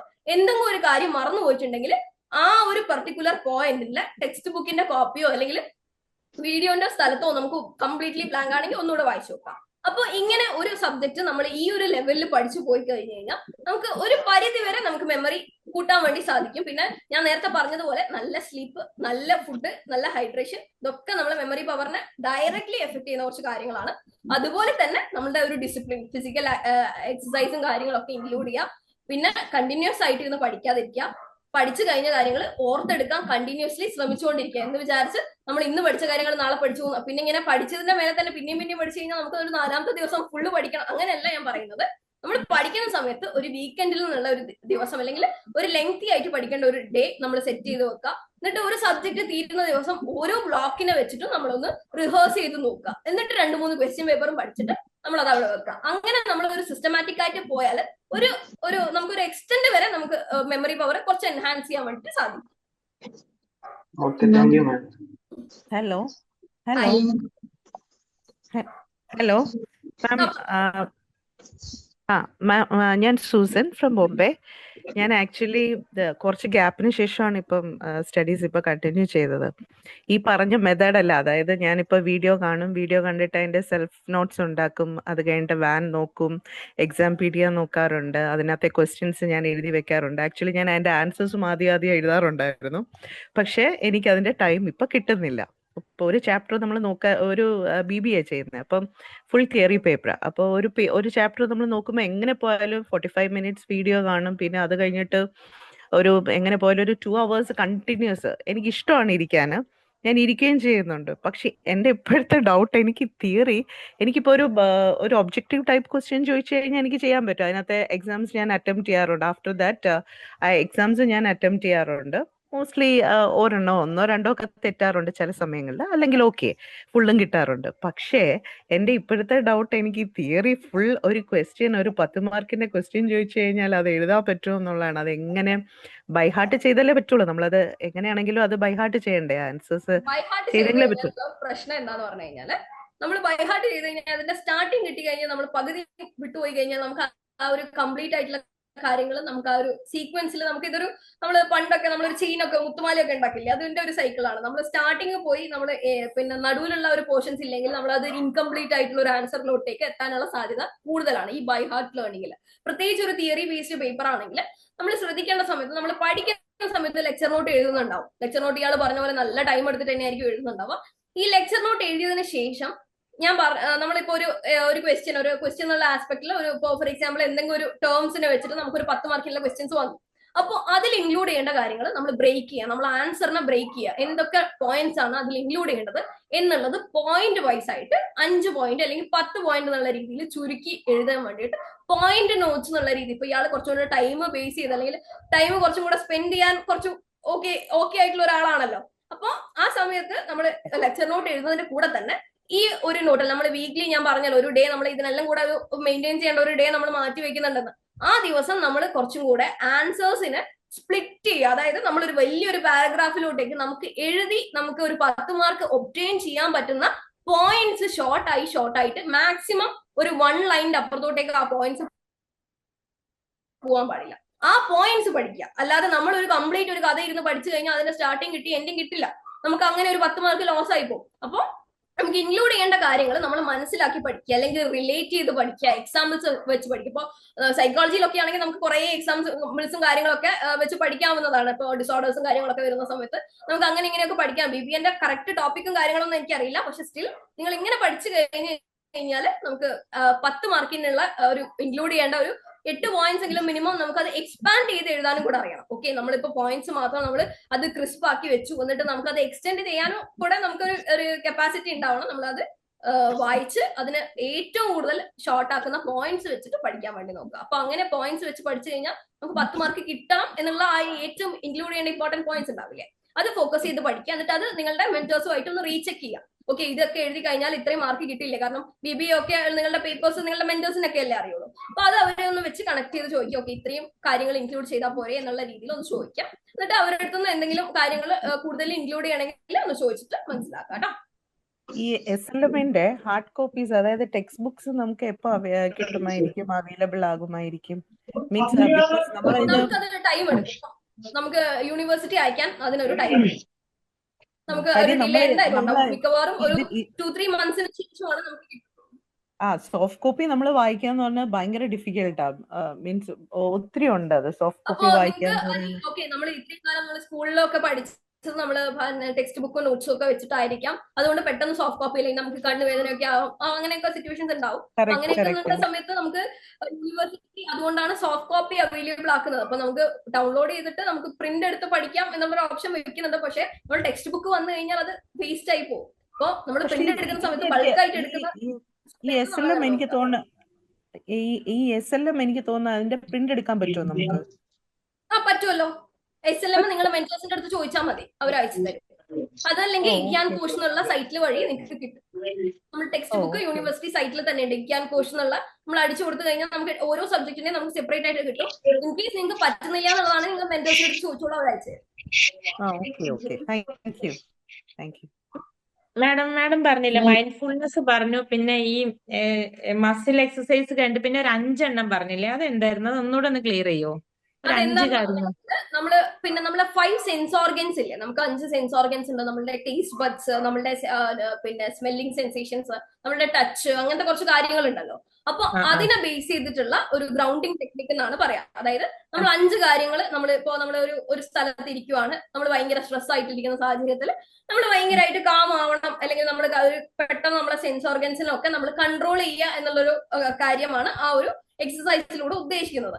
5 കാര്യങ്ങൾ നമ്മൾ കണ്ണടയ്ക്കുക, എന്നിട്ട് 5 കാര്യങ്ങൾ നമുക്ക് ഇഷ്ടം തോന്നുന്ന 5 കാര്യങ്ങൾ നമ്മളുടെ മൈൻഡിലോട്ടേക്ക് കൊണ്ടുവരിക. അതായത് കാണാൻ ആഗ്രഹിക്കുന്ന, അല്ലെങ്കിൽ ഫോർ എക്സാമ്പിൾ സൺസെറ്റ് ആയിക്കോട്ടെ, ബേർഡ്സ് ആയിക്കോട്ടെ, അങ്ങനെ എന്തെങ്കിലും ഒരു പിക്ചർ നമ്മുടെ മൈൻഡിലോട്ടേക്ക് കൊണ്ടുവരിക. അതുപോലെ അത് കുറച്ച് നമ്മുടെ ഒരു ക്രിയേറ്റീവ് ആയിട്ട് ചെയ്യേണ്ട, അല്ലെങ്കിൽ നമ്മൾ കുറച്ച് അഡ്വാൻസ്ഡ് ആയിട്ട് ചെയ്യേണ്ട ഒരു ടെക്നിക്കാണ്. അതുകൊണ്ടാണ് ഞാൻ കൂടുതലായിട്ട് അത് ഫോക്കസ് ചെയ്യുന്നത്. കാരണം നമ്മളൊരു ബിഗിനേഴ്സ് എന്നുള്ള രീതിയിൽ നമുക്ക് 5 കാര്യങ്ങൾ പെട്ടെന്ന് എങ്ങനെ ചിന്തിച്ച് അല്ലെങ്കിൽ നമ്മുടെ മൈൻഡിലോട്ടേക്ക് കൊണ്ടുവരിക എന്നുള്ളത് ഒരു ക്വസ്റ്റ്യൻ ആണ്. അപ്പൊ പിന്നെ ചെയ്യേണ്ടതെന്ന് പറഞ്ഞാൽ 4 നമ്മൾ പിന്നെ സെൻസ് ചെയ്യേണ്ട കാര്യങ്ങൾ നമ്മൾ മൈൻഡിലോട്ടേക്ക് കൊണ്ടുവരിക. ഇത് കൂടുതലും സെൻസറി ആയിട്ടുള്ള കാര്യങ്ങളാണ് വരുന്നത്. ഇപ്പൊ 3 നമ്മളുടെ പിന്നെ ടച്ച് സെൻസ്, അല്ലെങ്കിൽ നമ്മളെ ഫോർ എക്സാമ്പിൾ ചൂട് കാര്യങ്ങൾ, ഇപ്പൊ നമുക്ക് അത് ഇമാജിൻ ചെയ്ത് നമ്മൾ മൈൻഡിലോട്ടേക്ക് കൊണ്ടുവരണം. നമ്മൾ ചൂട് ടച്ച് ചെയ്യുന്നത്, അല്ലെങ്കിൽ തണുപ്പ് ടച്ച് ചെയ്യുന്നത്, അല്ലെങ്കിൽ നമ്മളുടെ ഉപ്പിലിട്ട ഒരു മാങ്ങയുടെ ടേസ്റ്റ്, അപ്പൊ അതൊക്കെ നമ്മൾ മൈൻഡിലോട്ടേക്ക് കൊണ്ട് ഇച്ചിരി അഡ്വാൻസ്ഡ് ആയിട്ടുള്ള ഒരു ടെക്നിക് ആണത്, ഗ്രൗണ്ടിങ് ടെക്നിക്, നമ്മുടെ സെൻസ് ഓർഗൻസിനുള്ളത്. അപ്പൊ ഈ 5 സെൻസിനെ നമുക്ക് അങ്ങോട്ടും ഇങ്ങോട്ടും ഇതിന്റെ ഓർഡർ നമുക്ക് മാറ്റാം. ഇപ്പൊ 5 പിന്നെ നമ്മള് കാര്യങ്ങൾ കാണുന്നത് നമ്മുടെ മൈൻഡിലോട്ടേക്ക് കൊണ്ടുവരിക. അതുപോലെ 4 പിന്നെ നമ്മുടെ സെൻസറി, നമ്മളെ ഹിയറിംഗ് കാര്യങ്ങൾ, ഇപ്പൊ നമ്മൾ സൗണ്ട്സ്, ഫോർ എക്സാമ്പിൾ ബേർഡ്സ് കരയുന്ന ഒരു സൗണ്ട് ആയിക്കോട്ടെ, അല്ലെങ്കിൽ നമ്മളെ പിന്നെ ഇപ്പൊ പട്ടി കുരയ്ക്കുന്ന ഒരു സൗണ്ട് ആയിക്കോട്ടെ, അതൊക്കെ നമ്മളെ മൈൻഡിലോട്ടേക്ക് കൊണ്ടുവരും. അപ്പൊ ഒരു ക്രിയേറ്റിവിറ്റി നമുക്ക് ഇതിൽ ആവശ്യമാണ്. ഇത് അത്ര ബിഗിനർ ഫ്രണ്ട്ലി ആയിട്ടുള്ള നമ്മളുടെ ഒരു ഡീസ്ട്രെസ് ടെക്നിക് അല്ല. പക്ഷെ സ്റ്റിൽ നമ്മൾ കുറച്ചും കൂടെ ഒരു അഡ്വാൻസ് ലെവലിലോട്ടേക്ക് നമ്മൾ ഉയരുകയാണെങ്കിൽ ഇത് ഹെൽപ്ഫുൾ ആണ്. പക്ഷെ ഇതിൽ കുറച്ച് എന്താ പറയാ, ഒരു നമുക്കൊരു നമ്മുടെ ഒരു പുൾ ബാക്ക്, അല്ലെങ്കിൽ നമുക്ക് കുറച്ച് തടസ്സങ്ങൾ നിൽക്കും. കാരണം എത്ര പെട്ടെന്ന് നമ്മൾ സെൻസറി ഓർഗൻസ് എല്ലാം അത്രയും നമുക്ക് എന്താ പറയാ എല്ലാം കൺട്രോളിൽ എത്തിക്കഴിഞ്ഞാലാണ് ഇത് കുറച്ചും കൂടെ നമുക്ക് ഹെൽപ്ഫുൾ ആവുള്ളൂ. അല്ലാതെ നമ്മൾ പെട്ടെന്ന് ഒരു സ്ഥലത്ത് ഇരുന്നിട്ട് ഓക്കെ ഞാൻ 5 ചിത്രം ആലോചിക്കട്ടെ എന്നുള്ള രീതിയിൽ നമ്മൾ ആലോചിച്ച് കഴിഞ്ഞാൽ അതിന്റെ എഫക്ട് എത്രയാണെന്നുള്ളത് നമുക്കൊരു സ്റ്റാർട്ടർ ആയിട്ട് നിൽക്കുന്ന സമയത്ത്, ഒരു ന്യൂബി ആവുമ്പോൾ നമുക്ക് അത്ര എഫക്ട് ആവില്ല. Okay madam. മാം എന്തെന്നോട് SLMന്റെ PDF കിട്ടുമെന്ന് ചോദിച്ചായിരുന്നേ, പക്ഷെ അത് അങ്ങനെ കിട്ടില്ല എന്നാ പറഞ്ഞത്. കിട്ടുമല്ലോ, നമുക്ക് ഇഗ്യാൻ കോഴ്സ് വഴി എല്ലാ ടെക്സ്റ്റിന്റെയും കോപ്പീസ് കിട്ടും. അതല്ല ഞാൻ പറഞ്ഞല്ലോ, ഇപ്പൊ നിങ്ങൾക്ക് പറ്റില്ലെങ്കിൽ മെന്റേഴ്സിന്റെ അടുത്ത് ചോദിക്കുക. അതല്ലെങ്കിൽ നിങ്ങൾ പിന്നെ ഗൂഗിളിൽ തന്നെ നിങ്ങൾക്ക് സ്വന്തമായിട്ട് ഡൗൺലോഡ് ചെയ്ത് എടുക്കാൻ പറ്റുന്ന ഒരു ഓപ്ഷൻ ഉണ്ട്, ഇഗ്യാൻ കോഴ്സ് എന്ന് അടിച്ചാൽ മതി. അല്ലെങ്കിൽ നിങ്ങൾക്ക് സബ്ജക്റ്റിന്റെ കോഡ് കംപ്ലീറ്റ് ആയിട്ട് നിങ്ങൾ ജസ്റ്റ് സെർച്ച് ചെയ്ത് കൊടുത്ത ഇഗ്നോ ഇന്ന സബ്ജക്ട് ഇത്ര കോഡ് എന്നുള്ള സബ്ജക്ട് പേരും, അതുപോലെ നിങ്ങളുടെ സബ്ജക്റ്റിന്റെ കംപ്ലീറ്റ് ആയിട്ടുള്ള ഒരു കോഡ് നിങ്ങൾ അടിച്ചു കൊടുത്തു കഴിഞ്ഞാൽ നമുക്ക് കിട്ടും. നമ്മളുടെ ഒരു കംപ്ലീറ്റ് ടെക്സ്റ്റ് ബുക്കിന്റെ കോപ്പി നമുക്ക് അവിടെ അവൈലബിൾ ആയിരിക്കും. ഇപ്പൊ നമ്മൾ ഒരു ബ്ലോക്ക് കഴിഞ്ഞു കഴിഞ്ഞാൽ ഓരോ ബ്ലോക്ക് കഴിയുമ്പോഴും നമുക്ക് ലൈവ് ക്ലാസ് ഉണ്ടാവുമോ മാഡം? അതായത് നമ്മൾ ഒരു ബ്ലോക്ക് കഴിഞ്ഞ് നിങ്ങൾക്ക് ടൈം ടേബിൾ കിട്ടിയിട്ടില്ലേ? ടൈം ടേബിൾ കിട്ടി, അത് വെച്ച് സൈക്കോളജിക്ക് ഇപ്പൊ ഒരു ബ്ലോക്ക് കഴിഞ്ഞു. ഒരു ബ്ലോക്ക് അതായത് ഇപ്പൊ നിങ്ങൾക്ക് ഓറിയന്റേഷന്റെ ഒരു ഡിലേ ഉള്ളതുകൊണ്ട് നമുക്ക് സ്റ്റാർട്ടിങ്ങിൽ ഇപ്പൊ നിങ്ങൾക്ക് ഓറിയന്റേഷൻ നടന്നുകൊണ്ടിരിക്കുമല്ലേ, ഇപ്പൊ ടൈം ടേബിൾ ആ ചെറിയൊരു ഗ്യാപ്പ് ഉണ്ടാവും. അതായത് സ്റ്റാർട്ടിങ് നമുക്ക് പെട്ടെന്ന് ഇപ്പൊ ഈ ആഴ്ചകളിൽ തുടങ്ങാനായിരിക്കും ഉണ്ടാവുക. നിങ്ങൾക്ക് ഫസ്റ്റ് ബ്ലോക്കിന്റെ റിവിഷൻ ഉണ്ടാവും. പക്ഷെ അത് നെക്സ്റ്റ് വീക്കിലോ അല്ലെങ്കിൽ ഈ വീക്കിന്റെ എൻഡിലോ നമുക്ക് ഓറിയന്റേഷൻ കഴിഞ്ഞ ഉടനെ തന്നെ നിങ്ങൾക്ക് സ്റ്റാർട്ട് ചെയ്യുന്നുണ്ടാവും. അപ്പോൾ ഫസ്റ്റ് ബ്ലോക്കിന്റെ റിവിഷൻ കഴിഞ്ഞില്ല എന്ന് വിചാരിച്ചിട്ട് നമ്മൾ സെക്കൻഡ് ബ്ലോക്കിലോട്ടേക്ക് പഠിത്തം അങ്ങനെ അവിടെ നിർത്തരുത്. നമ്മൾ ബാക്കിയും കൂടെ പഠിച്ചു പോയിക്കോളൂ. കാരണം ഫസ്റ്റത്തെ റിവിഷൻ ക്ലാസ് കുറച്ച് ഡിലേ ആയി എന്ന് വിചാരിച്ച് സെക്കൻഡ് ക്ലാസ് ഡിലേ ആവണമെന്നില്ല. നമുക്ക് സെക്കൻഡ് ബ്ലോക്കിന്റെ വേഗം തന്നെ വരാൻ സാധ്യതയുണ്ട്. അപ്പോ ടൈം ടേബിൾ വെച്ച് പഠിക്കുക, അതല്ലെങ്കിൽ ടൈം ടേബിളിന്റെ ഒരു പടി മുമ്പിൽ തന്നെ നമ്മൾ പഠിച്ചു പോവാം. എനിക്കൊന്നും ടൈം ടേബിൾ കിട്ടിയില്ല, ഞാൻ ഇപ്പം ചേർന്നതാ. ആ ടൈം ടേബിൾ മെന്റേഴ്സ് ത്രൂ കിട്ടുമായിരിക്കും. കിട്ടിയിട്ടില്ലെങ്കിൽ ഒന്ന് ചോദിച്ചോളൂ. പെട്ടെന്ന് ഇപ്പൊ ജോയിൻ ചെയ്തത് കൊണ്ട് തന്നെ ഇപ്പൊ ചിലപ്പോൾ നിങ്ങൾക്ക് തന്നിട്ടുണ്ടാവില്ല, നിങ്ങൾക്ക് എന്താണ് എങ്ങനെയാണ് കാര്യങ്ങൾ എന്നൊക്കെ പറഞ്ഞതിന് ശേഷം ചിലപ്പോൾ അവർ അയച്ചു തരുമായിരിക്കും. ഇൻ കേസ് അവരുടെ അടുത്ത് വിട്ടുപോയിട്ടുണ്ടെങ്കിൽ ഒന്ന് ചോദിച്ചോളൂ. പറഞ്ഞോളൂ. ഞാൻ അശ്വതി മാഡം. എനിക്ക് ടെക്സ്റ്റ് ബുക്കിൽ SLM വായിക്കാനും ടൈം കിട്ടുന്നുണ്ട്. ദിവസവും ഞാൻ ടൈം മാനേജ് ചെയ്ത് വെച്ചിട്ടുണ്ട്.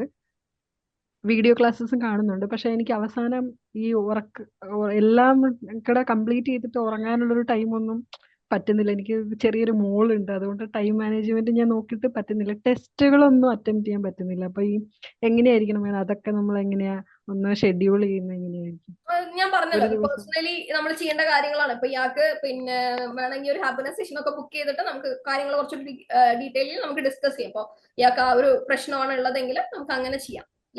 പോർഷൻസ് ഒക്കെ കംപ്ലീറ്റ് ചെയ്യാൻ പറ്റുന്നുണ്ട്, പക്ഷെ ഒരു ടെക്സ്റ്റ് നമുക്ക് അവസാനം ചെയ്യാൻ പറ്റുന്ന വർക്ക്ഷോപ്പ് അങ്ങനെ കാര്യങ്ങളൊന്നും ചെയ്യാൻ പറ്റുന്ന ടൈം മാനേജ്മെന്റ് പറ്റുന്നില്ല.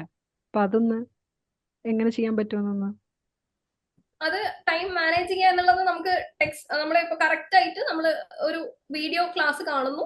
ഞാൻ പറഞ്ഞല്ലോ ആ ഒരു പ്രോസസ്സ് ഞാൻ പറഞ്ഞല്ലോ. അപ്പൊ അതിനുശേഷം നമ്മൾ ടെക്സ്റ്റ് ബുക്ക് വായിക്കുന്നു. ടെക്സ്റ്റ് ബുക്ക് ഒരു ദിവസം തന്നെ ഇരുന്ന് വായിക്കണം എന്നില്ല. നമുക്കൊരു ബ്ലോക്ക് കഴിഞ്ഞിട്ട് നമുക്ക് ഒരു SLM വായിക്കുന്ന രീതി, അല്ലെങ്കിൽ 2-3 ലെസൺസ് കഴിഞ്ഞിട്ട് SLM വായിക്കുന്ന രീതി. SLM എന്ന് പറഞ്ഞു കഴിഞ്ഞാൽ നമുക്ക് ആപ്പ് വഴി മാത്രമല്ല, നമുക്ക് വാട്സപ്പ് അല്ലെങ്കിൽ നമുക്ക് പിന്നെ ഇപ്പൊ ഞാൻ പറഞ്ഞ പോലെ സോഫ്റ്റ് കോപ്പി എടുത്തിട്ട് നമുക്ക് കയ്യിൽ വെച്ചിട്ട് നമുക്ക് നോക്കാം. ആ സമയത്ത് നമുക്ക് ഇത്ര ഇഷ്യൂ വരില്ല. കാരണം നമ്മുടെ കയ്യിൽ നിൽക്കുന്നതാണ് നമുക്ക് കൂടുതലും നമുക്ക് പിന്നെ എന്ത് ചെയ്യേണ്ട, നമുക്ക് ഫോണിനെ ഡിപ്പെൻഡ് ചെയ്യേണ്ടാത്ത ഒരു അവസ്ഥയായിരിക്കും ആ സമയത്ത് വരിക.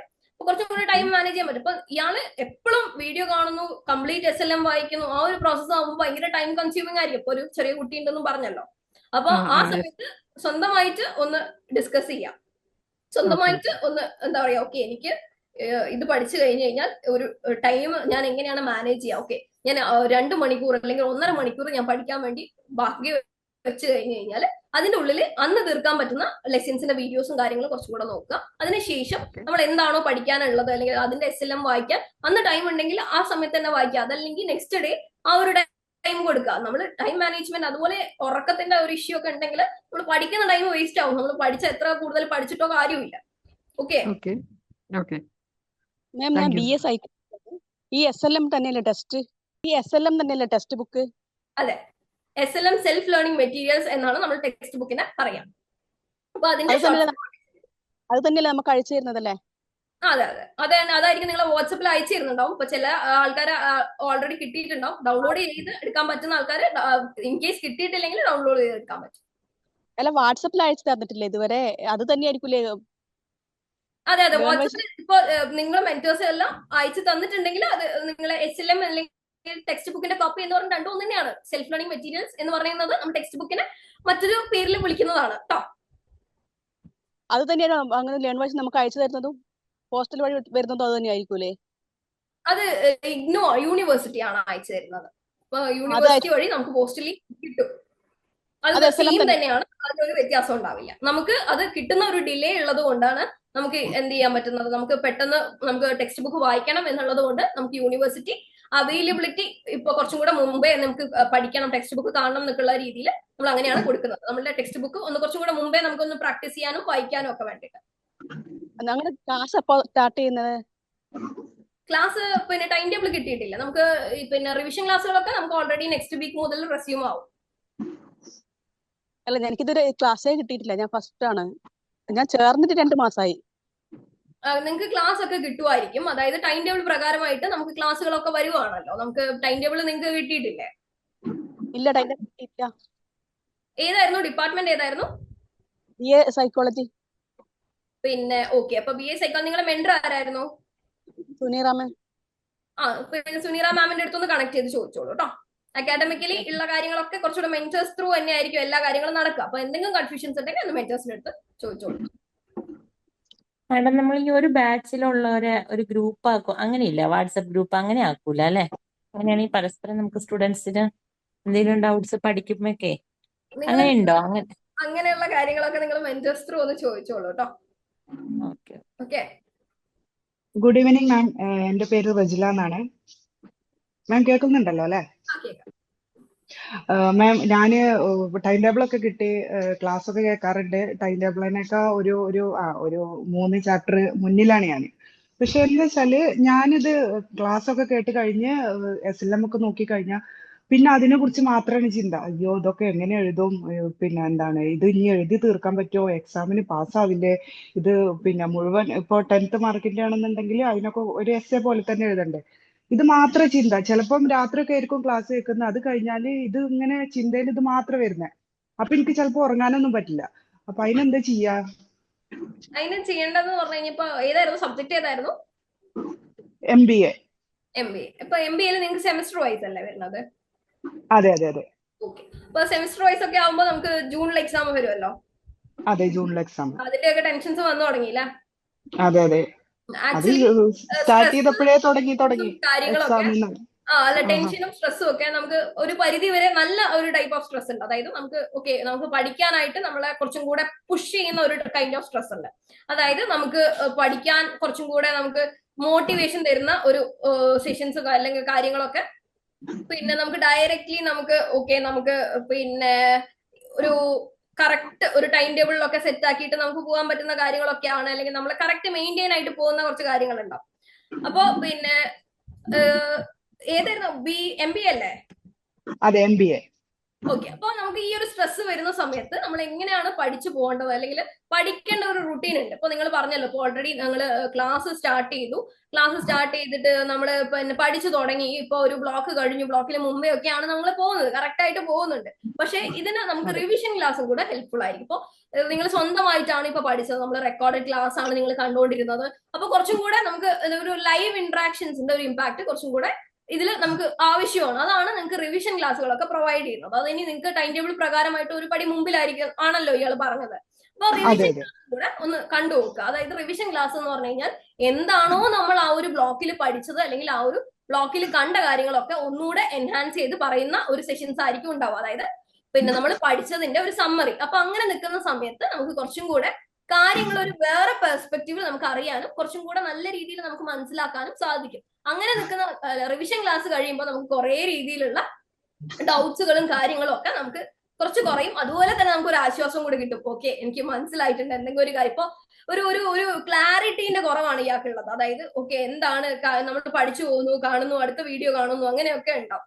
അപ്പൊ അങ്ങനെ നിൽക്കുന്ന സമയത്ത് ആണ് ഒരു ഇഷ്യൂസും കാര്യങ്ങളൊക്കെ വരിക. മനസ്സിലായി? അപ്പൊ റിവിഷൻ ക്ലാസ്സും കൂടെ കഴിയുമ്പോൾ ഇയാൾക്ക് കുറച്ചും കൂടെ ഒരു ഇമ്പ്രൂവ്മെന്റ് ഉണ്ടാവും. ഇല്ലെങ്കിൽ നമുക്ക് നോക്കാം അടുത്ത സെഷൻസ് ഒക്കെ ഇല്ലേ. Okay, thank you so much ma'am. Madam, എനിക്കൊരു ചോദ്യമാണല്ലേ. ഞാനൊരു സ്കൂളിലെ ഒരു പ്രധാന അധ്യാപകനാണ്. അപ്പൊ ഈ പറഞ്ഞ പോലെ ഈ പിന്നെ ഒരു ബ്ലോക്ക് എത്ര ദിവസം കൊണ്ട് തീർക്കണം, അല്ലെങ്കിൽ അങ്ങനെയൊക്കെയുള്ള ഒരു കൺഫ്യൂഷൻ നമുക്കുണ്ട്. അപ്പൊ അത് അതേ രൂപത്തിന് അങ്ങനെയുള്ള ടൈം ടേബിൾ കിട്ടാൻ വല്ല മാർഗമുണ്ടോ? കാരണം ഈ ഇന്ന ദിവസത്തിനുള്ളിൽ തീർക്കണം എന്ന് പറയുമ്പോൾ നമുക്ക് അതനുസരിച്ച് നമ്മുടെ മറ്റു വർക്കുകളൊക്കെ മാറ്റി വെച്ചിട്ട് ഇതിന് കുറച്ച് സമയം കൊടുക്കാൻ കഴിയും. അപ്പൊ അങ്ങനെയുള്ള ഒരു ടൈം ഷെഡ്യൂൾ കിട്ടാൻ സാധ്യതയുണ്ടോ? ഞാൻ പറഞ്ഞല്ലോ, നമുക്ക് ഓരോരുത്തർക്കും ഇപ്പൊ നിങ്ങള് ഒരു പ്രിൻസിപ്പൾ ആണ്, പ്രിൻസിപ്പൾ എന്നല്ല പറഞ്ഞത്? ഞാൻ പ്രിൻസിപ്പൾ അല്ല, ഒരു ഹെഡ് മാസ്റ്റർ ആണ്, ഒരു LP സ്കൂളാണ്. ഓക്കെ, അപ്പൊ ഹെഡ് മാസ്റ്റർ എന്നാലും കഞ്ഞിക്കണക്ക് വരെ എഴുതേണ്ട ഒരു അവസ്ഥയില്ലേ? പ്രിൻസിപ്പാളിനെ കഞ്ഞിക്കണക്കൊന്നും എഴുതേണ്ട. നമുക്ക് പരിമിതികളുണ്ട്. നമുക്ക് എല്ലാ സമയത്തും നമുക്ക് ഇരുന്ന് പഠിക്കുക അല്ലെങ്കിൽ നമുക്ക് ഒരു കറക്റ്റ് ആയിട്ട് പഠിച്ചു പോവുക എന്നുള്ളത് ഉണ്ടാവില്ല. പക്ഷെ മാക്സിമം നമുക്ക് അതായത് ഒരു ടൈം സെറ്റ് ചെയ്യുക. ഒരു ലെസൺ ഞാൻ ഒരു ദിവസം കൊണ്ട് അല്ലെങ്കിൽ ഒരു വീക്ക് കൊണ്ട് ഞാൻ 7 ലെസൺസ് കാണും എന്നത് സ്വന്തമായിട്ടുള്ള ഒരു എന്ത് ചെയ്യുക, ഒരു കാര്യങ്ങൾ അല്ലെങ്കിൽ ഒരു ടൈം ടേബിൾ ഉണ്ടാക്കുക. അതായത് ഒരു ദിവസം ഒരു വീഡിയോ കാണും, അല്ലെങ്കിൽ ചില ദിവസങ്ങളിൽ നമുക്ക് ഭയങ്കര ഡ്യൂട്ടി അല്ലെങ്കിൽ നല്ല വർക്ക് സ്ട്രെസ്സും കാര്യങ്ങളൊക്കെ ഉണ്ടാകും. ചില സമയത്ത് നമുക്ക് കാണാൻ വേണ്ടി പറ്റില്ല. പക്ഷെ ആ ഒരു വീക്കിൽ തന്നെ നമ്മൾ കറക്റ്റ് ആയിട്ട് കുറച്ചും കൂടെ നമുക്ക് എന്താ പറയാ, നമുക്ക് കറക്റ്റ് സ്കെഡ്യൂളിനനുസരിച്ചിട്ട് പോകാൻ വേണ്ടിയിട്ടുള്ള ഒരു ടൈം ടേബിൾ നമ്മൾ സെറ്റ് ചെയ്ത് വെക്കാം. അതായത് ഒരു ആഴ്ച ഒരു 7 വീഡിയോ അല്ലെങ്കിൽ ഒരാഴ്ചയിൽ 6 വീഡിയോ എന്നുള്ള രീതിയിൽ നമ്മൾ സ്വന്തമായിട്ട് ഒരു ടൈം ടേബിൾ സ്കെഡ്യൂൾ ചെയ്തിട്ട് നമ്മൾ പോവാം.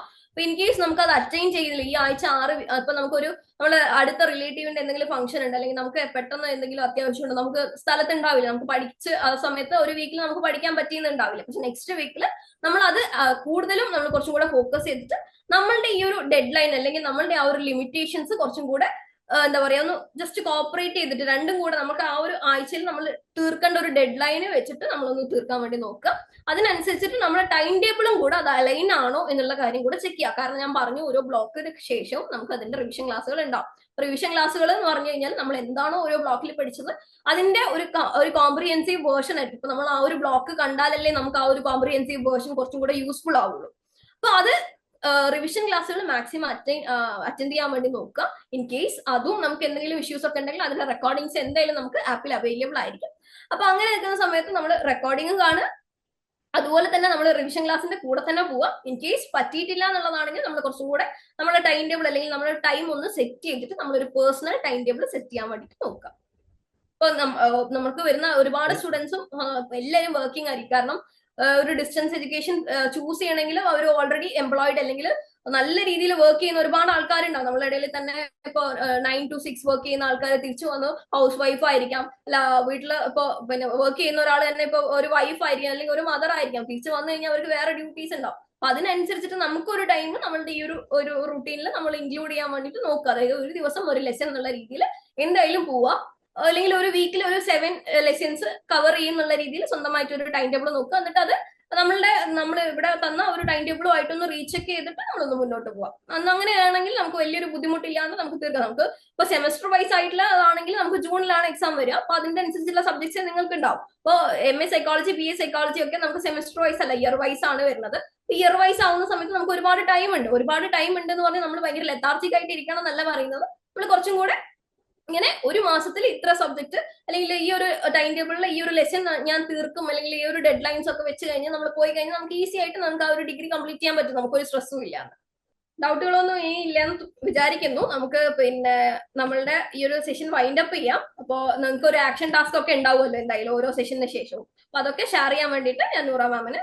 ഓക്കെ, അപ്പോൾ താങ്ക് യു സോ മച്ച് അക്ഷര മാം ഫോർ ദ വണ്ടർഫുൾ സെഷൻ. അപ്പോൾ എല്ലാവർക്കും ക്ലിയർ ആയെന്ന് വിശ്വസിക്കുന്നു. അപ്പം നിങ്ങൾക്ക് ബുക്ക് ചെയ്യാനുള്ള ലിങ്കുകൾ വെൻഡേഴ്സ് ത്രൂ നിങ്ങൾക്ക് ലഭിക്കുന്നതായിരിക്കും. ഓക്കെ, അപ്പോൾ നമ്മൾ എല്ലാ സെഷനും വൈൻഡപ്പ് ചെയ്യുന്നതിന് മുന്നായിട്ട് ഒരു ആക്ഷൻ ടാസ്ക് ഷെയർ ചെയ്യലുണ്ട് അല്ലേ? അപ്പോൾ നമുക്ക് ഇന്നത്തെ സെഷന്റെ ആക്ഷൻ ടാസ്ക് ഒന്ന് നോക്കാം കേട്ടോ. അപ്പോൾ ഒന്നുകിൽ നിങ്ങൾ A4 ഷീറ്റ് എടുത്തിട്ട് എഴുതുക, അല്ലെങ്കിൽ നിങ്ങൾക്ക് മെന്റേഴ്സിന് ടൈപ്പ് ചെയ്തിട്ട് വേണമെങ്കിലും അയച്ചു കൊടുക്കാം. അപ്പം 4 ക്വസ്റ്റ്യൻസ് ആണ് നമുക്ക് ഇവിടെ ഉള്ളത്. അപ്പോൾ ജസ്റ്റ് ഫസ്റ്റ് നോക്കാം. How often do you engage in activities that make you smile? അപ്പം എത്രത്തോളമാണ് ഓരോ ദിവസവും നിങ്ങളെ സ്മൈൽ ചെയ്യുന്ന കാര്യങ്ങളിൽ, നിങ്ങളെ സന്തോഷവാനാക്കുന്ന കാര്യങ്ങളിൽ നിങ്ങൾ എൻഗേജ് ചെയ്യുന്നത് എന്നുള്ളത് എഴുതുക. അതുപോലെ രണ്ടാമത്തെ കാര്യം, can you recall A moment today when you felt proud of your self? ഇപ്പൊ ഇന്നൊരു ദിവസം നിങ്ങൾക്ക് നിങ്ങളെക്കുറിച്ച് തന്നെ പ്രൗഡ് ആയിട്ട് തോന്നിയിട്ടുള്ള ഒരു മൊമെന്റ്, ഏത് ടൈമിലാണ് നിങ്ങൾക്ക് നിങ്ങളെ തന്നെ ഒരു പ്രൗഡ് ആയിട്ട് തോന്നിയിട്ടുള്ള മൊമെന്റ് ഏതാന്ന് വേണമെങ്കിൽ എഴുതാം. അതുപോലെ which specific area do you think the program should have improved to encourage more interaction?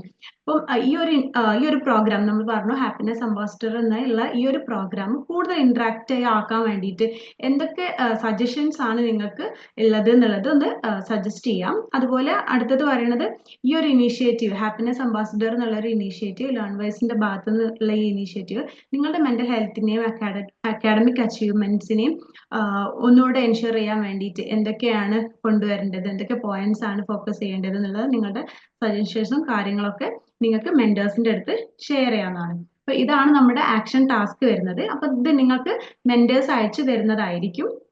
എന്നിട്ട് അത് നിങ്ങൾക്ക് അവർക്ക് എഴുതിയിട്ട് അയച്ചു കൊടുക്കാം. ഓക്കെ, അതാണ് നമ്മുടെ ആക്ഷൻ ടാസ്ക് ഉള്ളത്.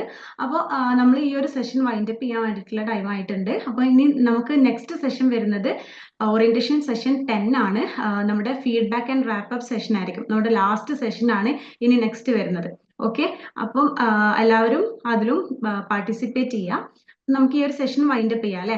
ഓക്കെ, അപ്പോൾ എല്ലാവർക്കും എൻ്റെ ഭാഗത്തുനിന്നും ലേൺവൈസ് ടീമിന്റെ ഭാഗത്തുനിന്നും ഒരു താങ്ക് യു പറയാണ്. കാരണം ഇത്രയും നേരം ഈ ഒരു സെഷന് ഇവിടെ പാർട്ടിസിപ്പേറ്റ് ചെയ്തതിന് വേണ്ടി ഒരു ബിഗ് താങ്ക് യു പറയാണ്.